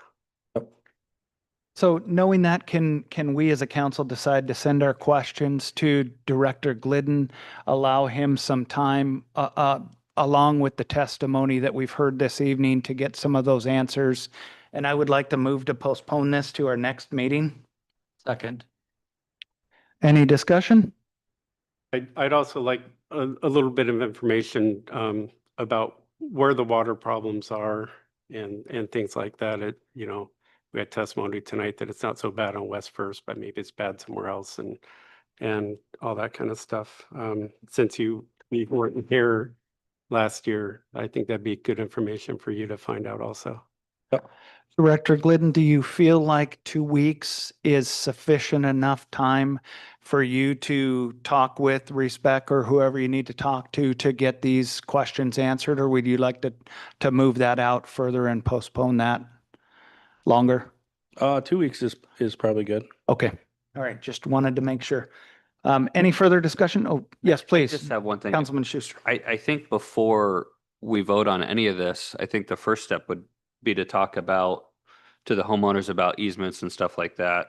So we don't go through all this process or where this water is going to go. So we don't go through all this. So then it's not even a possibility. Or to look into that. That's my comment. Right. My assumption is that this project's been going on for 2 years. I didn't realize that I was bringing it up as nobody knows anything about it. Yeah. So I for sure will get some information for you guys of what the intent is. Okay, thank you for that, sir. Madam Clerk, please call the roll. On the motion to postpone the scope of work adjustment for the Stormwater Drainage Protect Grant to the October 20th meeting, Mr. Schuster, Yes. Mr. Jacobson, Yes. Mr. Claus, Yes. Mr. Williams, Mr. Brandt, Mr. Keller, Yes. and Mayor Church. Yes. Thank you for that. Would anyone like to change their vote? Okay, That passed with 7. thank you. That brings us on to 12E, request council for the 2025 annual snow removal request. Can I get a motion, please? Move to accept the request of council 2025 annual snow removal renewal request. Hubbard Excavation. Yes, to Hubbard Excavation. Yes. Second. So moved and seconded in staff report. Director Glidden. So again, we put out a bid in 2023 for snow removal. Hubbard Construction won that bid, and in that contract, it's a 1-year contract with 2 additional 1-year terms that we could renew if both parties are in agreement. I sent out a request to Hubbard Construction or Hubbard Excavation asking if they would be willing to do the snow removal this coming winter and what they would charge us if they did. We added 4 roads or 3.5 roads because Blanket Boulevard was extended. So, and the price on this sheet. So the issue is if you guys don't approve this tonight, then we need to put it out for bid, which makes this information, the dollar amounts on the form that I gave you tonight, confidential. If we put this information out and then we put the job out to bid, then we're going to be giving people an unfair advantage already knowing what somebody bid. So just that one page I gave you, when you're asking questions and talking about it, please don't say any dollar amounts. But I gave him the form, he filled it out, and it's ready theoretically. If you guys, in the packet, you'll see last year's numbers to compare. The only difference is Psalms Boulevard is on there now, Clearwater Court, Glory Court, and the extension of Blanket Boulevard are now added to the base bid. And then we've added 3 alternative options for DOT maintained roads. We've had some people express concerns about how often or how good of a job DOT does at maintaining St. Nicholas, Santa Claus, and the Old Richardson. So we put those 3 roads on individually to see what he would charge us to do those roads. So it's on an alternate bid. So you guys can approve the base bid or any or all of the alternates. If you'd like us to take over one or any of these roads, we could do that. What were the prices for? Excuse me. Are you done with your report, sir? Sorry, I'm trying to stay on track here of our policies. Yeah, I think we're good. Okay. Call for public testimony. Is there anybody signed up, Madam Clerk, for public testimony? I have nobody signed up online. I don't know if anybody in the room wanted to speak to this. Please come forth if you will. Thank you.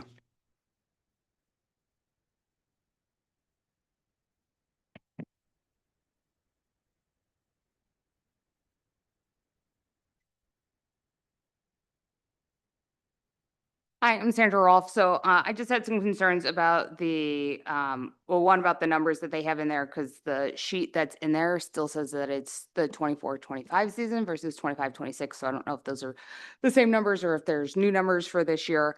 And then the second concern is the 3 options to take over roads from DOT, because there are no prices in there for what that would cost. Not just what it would cost this year, but what it would cost going forward. Because if the city takes over additional streets from DOT, they're never taking them back. Like, you're accepting them forever. And it just seems like a really bad idea to take streets that are being plowed within 18 to 24 hours of the storm ending. Because I looked up the roads that are in the options. Santa Claus Lane is a tier 2 road, which means that under DOT standards is supposed to be plowed within 18 hours of the end of the storm. And then St. Nicholas, and I live off of St. Nicholas, so I deal with it all the time. Yeah, the city streets get plowed before St. Nicholas does, but I've never had an issue getting out once I get to St. Nicholas on getting out, because it's got enough traffic that it's beat the snow down that it's not an issue. St. Nicholas and Old Richardson are both plowed within 24 hours of the end of the storm. If they were a lower tier road, I would say, okay, maybe it's worth looking at, but at the tier level that they're at, you're accepting this for the rest of eternity. And I think it's a terrible idea. So if I may speak a little bit, so we have not released the new numbers yet. In case we decide to go out to RFP, those numbers aren't public. If we do decide to move forward with this contract and this bid, I believe that we'll put those numbers up and make those public for everyone to be able to look at and see where we're at. So kind of 2 decisions here this evening for Right, us. so you have the numbers for the new contract of what the roads are that are to be plowed, but are there numbers for the options? Yes. Okay. Yes, for each one of those roads, we have an option for each one of those, whether it's St. Nicholas, Santa Claus Lane, and the Old Rich, per price option for each one of those, in addition to our city plowing that has happened. I will state that last year, our plowing contract went up a tad because we added those roads of Psalms, Blanket, and Glory Court. Glory Court, or the turnaround where the city wells are Clearwater Court. Thank you. But yeah, thank you for your testimony. Would anybody else like to give testimony this evening on that? Okay, council discussions. Please, yes, Councilman Brent. Okay, I don't even know where to start with this. In your memo, you said the 2023-2024 snow plow contract, there was 2 renewals of 1 year each, but you gave me a copy of this contract and it's only a 1 additional 1 year extension. There's not a 2-year extension on it. There's only a 1 year option on it. There's not 2 1-year options on it. And that's 2023, 2024. So the original RFP that was put it out as 2 1-year options.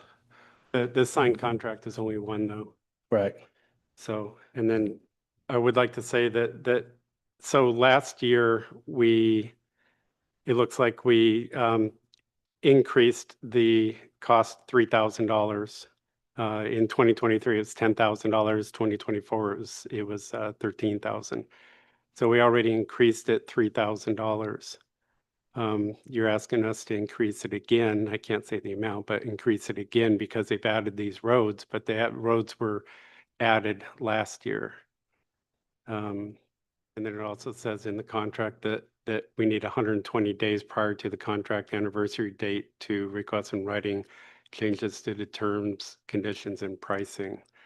So I don't think we legally can increase the price without 120 days notice. We're in this mess because you sent out an RFP to our lawyer on July 7th, so we could put this out to bid, and we've never got that back from our lawyer. So we're kind of stuck right now with this, and I'm not happy about it. I gave you these numbers a while ago from Moose Meadows road service area directly outside our city limits here. There's about 19 miles of roads that they maintain, we maintain. I'm guessing it's right at 15 point something, because he said we added 7,000 feet, which would be about 1.25 miles. And before we had 14.1 miles. So that increased it to about 15 point something miles. Moose Meadows, like I said, has almost 19 miles. Their cost this year for snow removal is $8,100. For hard pack removal, it's $11,700. So it's nearly half the price for more road, about 25% more road. And I think Phil does a fantastic job for us. I'm not saying he's not, but we're in a mess here because we couldn't send this out to bid because of our lawyer not returning that to us in time. So go ahead. I'm sorry. Oh, actually, through the chair, you good? Please, Councilman Jacobson and then Councilman Keller. You can't compare city maintained roads to road service area roads. Our roads are wider, have commercial traffic that neighborhoods don't have. So I don't think that's the fairest thing, saying that we're overpaying our service provider to remove snow at a higher cost than that subdivision that you mentioned. So I wouldn't use that as a comparison. That's not fair. I would say a hard no to any of the alternatives. That is state road maintained roads, as Ms. Rolfe stated. Once you take over a state maintained road, you've got it for the rest of your life. And so unless you want to pay for that out of your salary tonight, we're not going to take over a state maintained road for forever. I mean, it's a good idea, but that's not how it works in the way of politics and budgets. Please, Councilman Keller. So I have to echo Mr. Jacobson's thoughts on road service areas versus city. You won't find better roads anywhere in the interior than what we have here. So, and then also with the alternatives, I know that a lot of these have to come up from like citizens. However, I've driven Old Rich all winter, every winter, and I just get used to it. If there's a little bit of slush, then the state comes in while I'm at work and it's cleared. So those concerns, I don't think we need to put that on the city bill if the state's going to be doing it. I don't want to take it over. However, I do agree that the increased allotment, not allotment, but the increased for the renewal, I 100% agree with the increase in the bid for this coming year because of the increase in work that they're going to have to do. And I do remember having this snow bid contract come in, and Hubbard was the lowest by far with the snow removal contract. And that's why we did the 1 year plus the 2 extra year, the option. So, and I distinctly remember those conversations and looking over those bids, and Hubbard knocked it out of the park. So. If I may interject, I remember that as well coming up. I remember they knocked it out of the park, but comparing numbers that they had previous to the increases and then their proposed increase for this year, I think it's worth taking a second look at to make sure that I agree Hubbard does a wonderful job, but comparing those apples to these oranges in today's time, I just want to make sure we're on the same page. So, Mayor, correct me if I'm wrong. So we're going from having a 1 year with 2 options of renewal each year agreement with Hubbard to we want to redo it and go to a request for bids. So we want to open up this contract that we already have with them. I think that's doesn't show good faith towards Hubbard. We have a contract. They do a fantastic job, very well, very good work. And so that's, you can't put a price on quick, effective, and very good roads. Yeah, and I'm not suggesting by any means in my comments to open that up for RFP. I'm really not. I just wanted to make sure that was clarified. Councilman Brandt, please. Well, we have to open up for RFP once we're out of contract. So it's not an option. We have to. There was in 2023, like I said, it says in the contract one additional 1 year. So last year they signed another one with a 1 year additional. So as of this year, unless they sign another contract with a 1 year additional, we have to send it out to RFP anyway. And with the option, we still have the option of sending it out to RFP. So if I may, through the chair, Mr. Brandt, if you look at the first paragraph of the memorandum that Mr. Glidden shared, word for what I remember, with a term of 1 year with an option of 2 renewals, 1 year each. So you have 2023, 24, 24, 25. So we're in our last year that this does carry over. We're still in contract. And that's my perspective on this. I have the contract right here. Okay. And I have highlighted right here, agreement of both parties for 1 additional 1 year option. So it's not 2 1 year options on the 2023 contract. So that was a mistake, I believe. But last year, so in 2023, it was $10,000. In 2024, they signed another one with a 1 year option, 13,000. So it raised $3,000. That was because, like the mayor said, we already added those roads to it. So if we're being asked tonight to increase it again because the roads were added onto the price last year already. So the additional monies that they're asking for because of the extra roads were taken into account in last year's contract. So I guess my question to you through the chair is, what is the end goal here? Is the end goal at the end of this meeting to wait for us to send out an RFP? No, we don't have an option. We have to approve this tonight. We have no option. And my point is that we're in this predicament because our lawyer sat on that RFP and did not send it back to us in a timely manner. We sent it out to him on July 7th. And we don't have the option of finding out if we could get, and Phil does a fantastic job.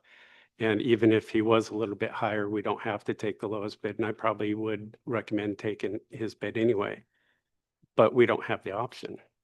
So one, Yep, I, go ahead. I would, This is good discussion. no, I would just, would you remind me where you found the actual contract? I got it from Mr. Glidden. Okay, because I'd have to go back and look at our notes, too as well, because I remember 2-year extension, like with I only also 1 year. looked, went back to the meetings from 2023. That was on the September 18th, 2023 meeting. I went back and looked at the meeting packet and the minutes, the following meeting. Same thing, 1-year extension, 1 year option. Then last year, we signed, what you see here in our meeting packet was from last year.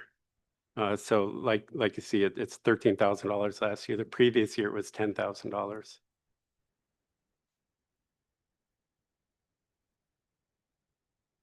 I support awarding the bid at the proposed base rates. No added to alternatives. Okay, any further discussion? Madam Clerk, please call the roll. On the motion to approve the snow removal renewal, Mr. Schuster, Yes. Mr. Williams, Yes. Mr. Brandt, Yes. Mr. Keller, Yes. Mr. Claus, Yes. Mr. Jacobson, Yes. and Mayor Church. Yes. Thank you for that. Would anyone like to change their vote? That passed with 7. Okay. Thank you for the good discussion, council. That moves us on to council comments. Clerk Braniff, where would we start tonight? This evening, we'll start with Mr. Brandt.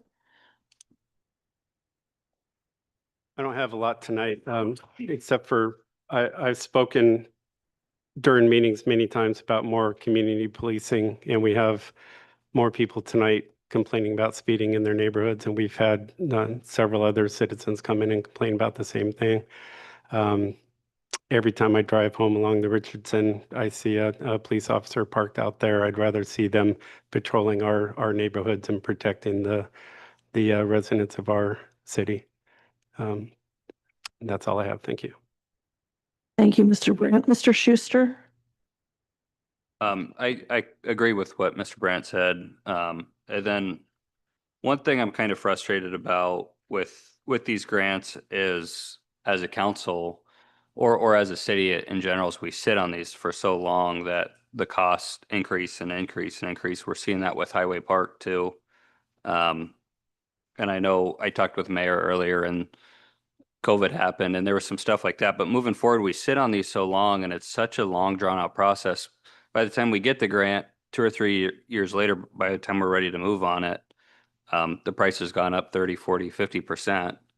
And we have to come up with more money instead of acting on it when we get this grant or have it something in place when we're applying for the grant. So I just think that's kind of a frustrating process is every time well, we got this grant, but it's going to cost 30, 40% more than we thought it was going to cost to do, 3, 4, 5 years ago. So if I didn't say it already, don't forget to vote tomorrow. Thank you, Mr. Schuster. I appreciate the shout out for voting. Mr. Keller, you're next. Just a few things. We need to look into the development of Hubbard and see if there's been a feasible study to see if those roads, are they going to be able to handle the traffic influx of 800 units? 100 cars, if more. So I'm just going to be kind of curious how that traffic flow is going to work. I'm going to echo Mr. Schuster. Voting, this is your time to initiate your voice. If you don't go out and vote, don't talk about what happens afterwards. That gives you permission to talk after it. So also, I was at the temple dedication that Mayor was at. It was a great opportunity to see great success of the community as a whole coming together. The temple is a remarkable building within the faith that I go to. where we make covenants with God, special covenants, um, to really build up around us and to help other people. It's going to be an amazing building that's going to stick out like a sore thumb. After it's done and constructed within about 2 years, there's going to be an open house that the whole temple is going to be open for the public to go and have tours. And I would heavily suggest anybody here or the sound of my voice to attend that and to feel what can happen and the peace that we can find there. And with that,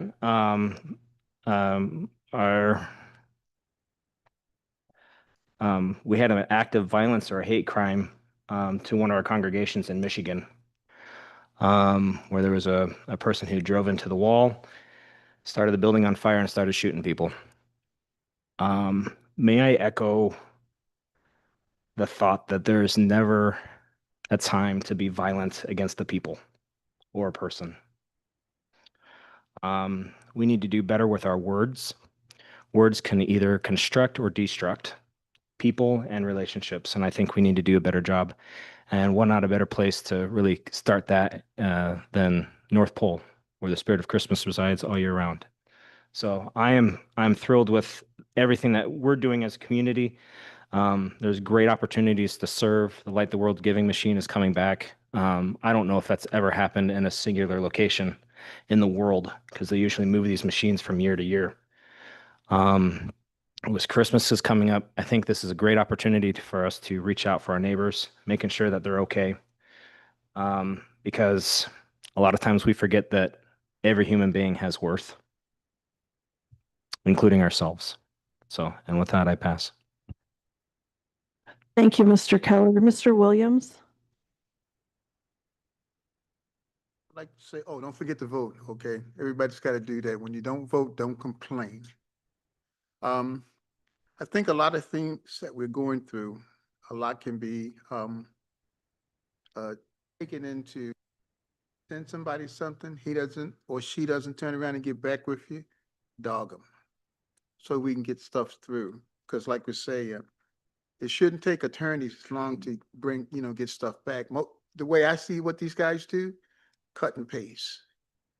Okay, don't tell me they make all that stuff up in their head, because they got many cases that they're going that they do cut and paste. Take that long cutting and pasting? I don't think so. So you know where my mind is leading toward about the attorney. Okay, be more diligently and get these things through so it doesn't cost us another 30 or 40% down the road. Because the city pays for that. And we want to get as less as we can. Everybody needs to deal with that. I always say the way things are going in the world today, we got to do better. Most of the time we have to set an example for these individuals.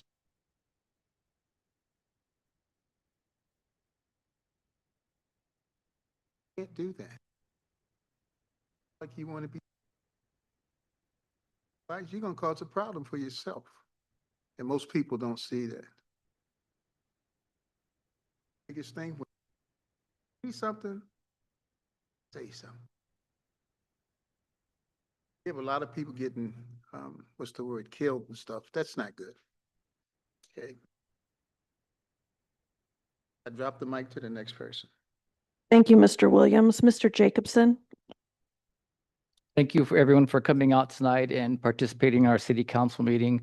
I live on Fennell Road, just past the hotel. So a lot of the truck traffic and trailer traffic goes right by my house, going much faster than the posted speed limit. A side dump came by my house, probably about 45 miles an hour. And there was a stop sign that he blew through. So it was kind of interesting to see how that was going to affect the rest of the neighborhood.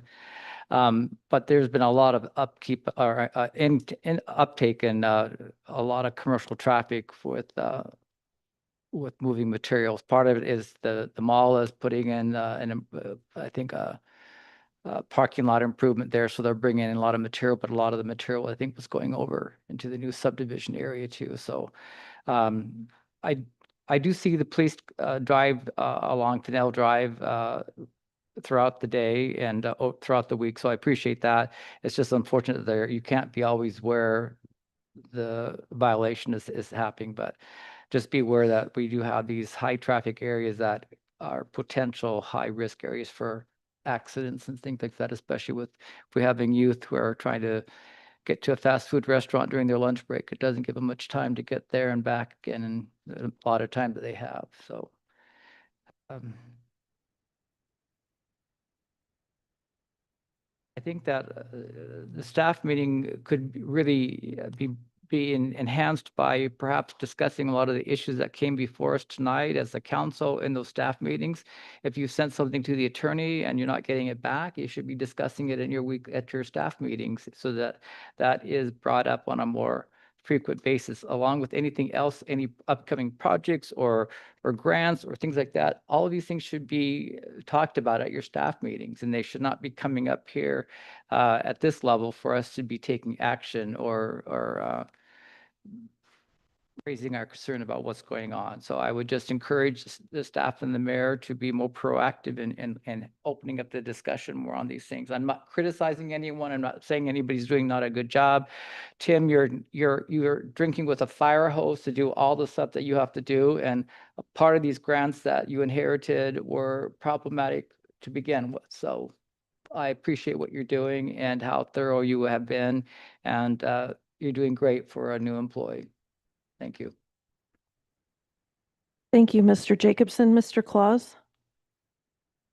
Thank you. Well, as you know, I walk a lot, and it's this time of year where it's getting dark now and traffic is out. And Chief Smith and I had a short discussion about this. A lot of drivers do not pay attention to walkers in particular, especially in the winter when you can't see where the crosswalks are marked. So I'm hoping some of the crosswalks will be better marked, at least for pedestrians. And I hope that the drivers will start to pay attention. And the same thing is true for buses. I've seen, since I ride the buses as well, a lot of times people will pull out of their driveways right in front of a bus. It takes buses a long time to stop, especially if the roads are wet or at least icy. And I'd like to see fewer collisions. I've seen a couple so far, and they weren't very pretty. And it's traumatic for the bus drivers as well, because they're just kind of going along doing their thing as bus drivers, and all of a sudden some idiot pulls out of their driveway right in front of them, and there's no way that bus is going to stop in time before it hits that car. Period. I'm sure. Well, anyway, please be careful out there, and as everybody said before, please vote. Thank you. Thank you, Mr. Claus. Mayor Church? I would like to start off by thanking Chief Heineken for mentioning fire-wise safety. We're to that time of year where it's super important. And I bought a chimney brush last week, not realizing that our own fire department loaned those out. Every day I learn something new in this job, and that is a wonderful benefit that will save our citizens over $100 if they know how to do that correctly. And as a side note, hopefully you don't get any roof calls from the loaner brushes, especially this time of year. I would like to thank Builder Scott Campbell and Miss Deborah Rawson, along with Jerry Lumberner and Miss Rolfe, for coming out this evening and talking about the issues that you see in our city. It is very important that we as a council hear those concerns by email, by being here in person, and thank you for that. It is really important to have that community involvement. I want to give a little shout out for our North Pole High School Lady Patriot flag football team that won this weekend and are headed to the state championship next Wednesday. Very excited to see how that game turns out, and excited for everything that is happening at North Pole High School under their new principal leadership with Mark Opie and Zena Robinson, and all the wonderful things that come from that. It is great for our community, and the kids at North Pole, being half from Milestone and half from the North Pole area, bring a lot of different values to our community, and I very much appreciate that. Thank you for joining us this evening. I appreciate all of that. I would like to move to suspend the rules for 5 minutes while we take a break, and then move into executive session. Oh, sorry, we're gonna have to do, I pulled up code because I thought it might come into question. But Wonderful. we need to do a motion to move into the executive session. You'll also need to do the extension of rules. But I wanted to make sure that you guys saw in code that there needs to be a motion to move into executive session. Do we, We should extend the part of the rules. procedure is extend the rule To meet past 10:30. to meet past 10:30. 10 o'clock, yeah. Okay, 10 o'clock. Then do we do suspend the rules and then come back and then move to go into You suspension? suspend the rules prior to going into executive session. You don't have to come back out of executive session to extend the rules. We're talking about the bathroom break. Oh, My teeth are floating here. Yes, that would be wonderful. A 5-minute walk around break before we sit down and have that discussion. So I'd like to move to extend the rules past 10 p.m. I'll second. Okay, moved and seconded. Can we unanimously vote on that? Yeah, we can do a. Okay. unanimous consent is acceptable. If you Wonderful. guys unanimously consent. Glad we're all here. Thank you. And then I would like to move into executive session At 9:30. thank you, at 9:30. Is that a second, Councilman Yes, Jacobson? that's the second. Okay. Which, And so, 5 minutes. okay, so I do need to take a vote. There's a roll call vote that needs to happen. Please call the roll. Okay, thank you. So the motion to move into executive session to discuss concerning confidential matters with city attorney, Mr. Schuster, Yes. Mr. Claus, Mr. Keller, Yes. Mr. Brandt, Yes. Mr. Williams, Mr. Jacobson, Yes. and Mayor Church. Yes. Okay, and you're adjourned till. Would 9:30. anyone like to change their vote? And the call on that, Madam Clerk, is 7? 7 voted yes. Okay, thank you. Okay, let me walk back. Session was church. Shit.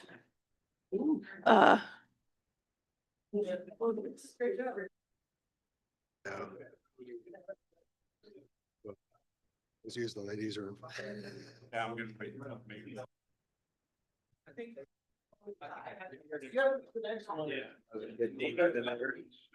Rather than cornered in there. I brought my little thing with me. I was just looking to see if we did something.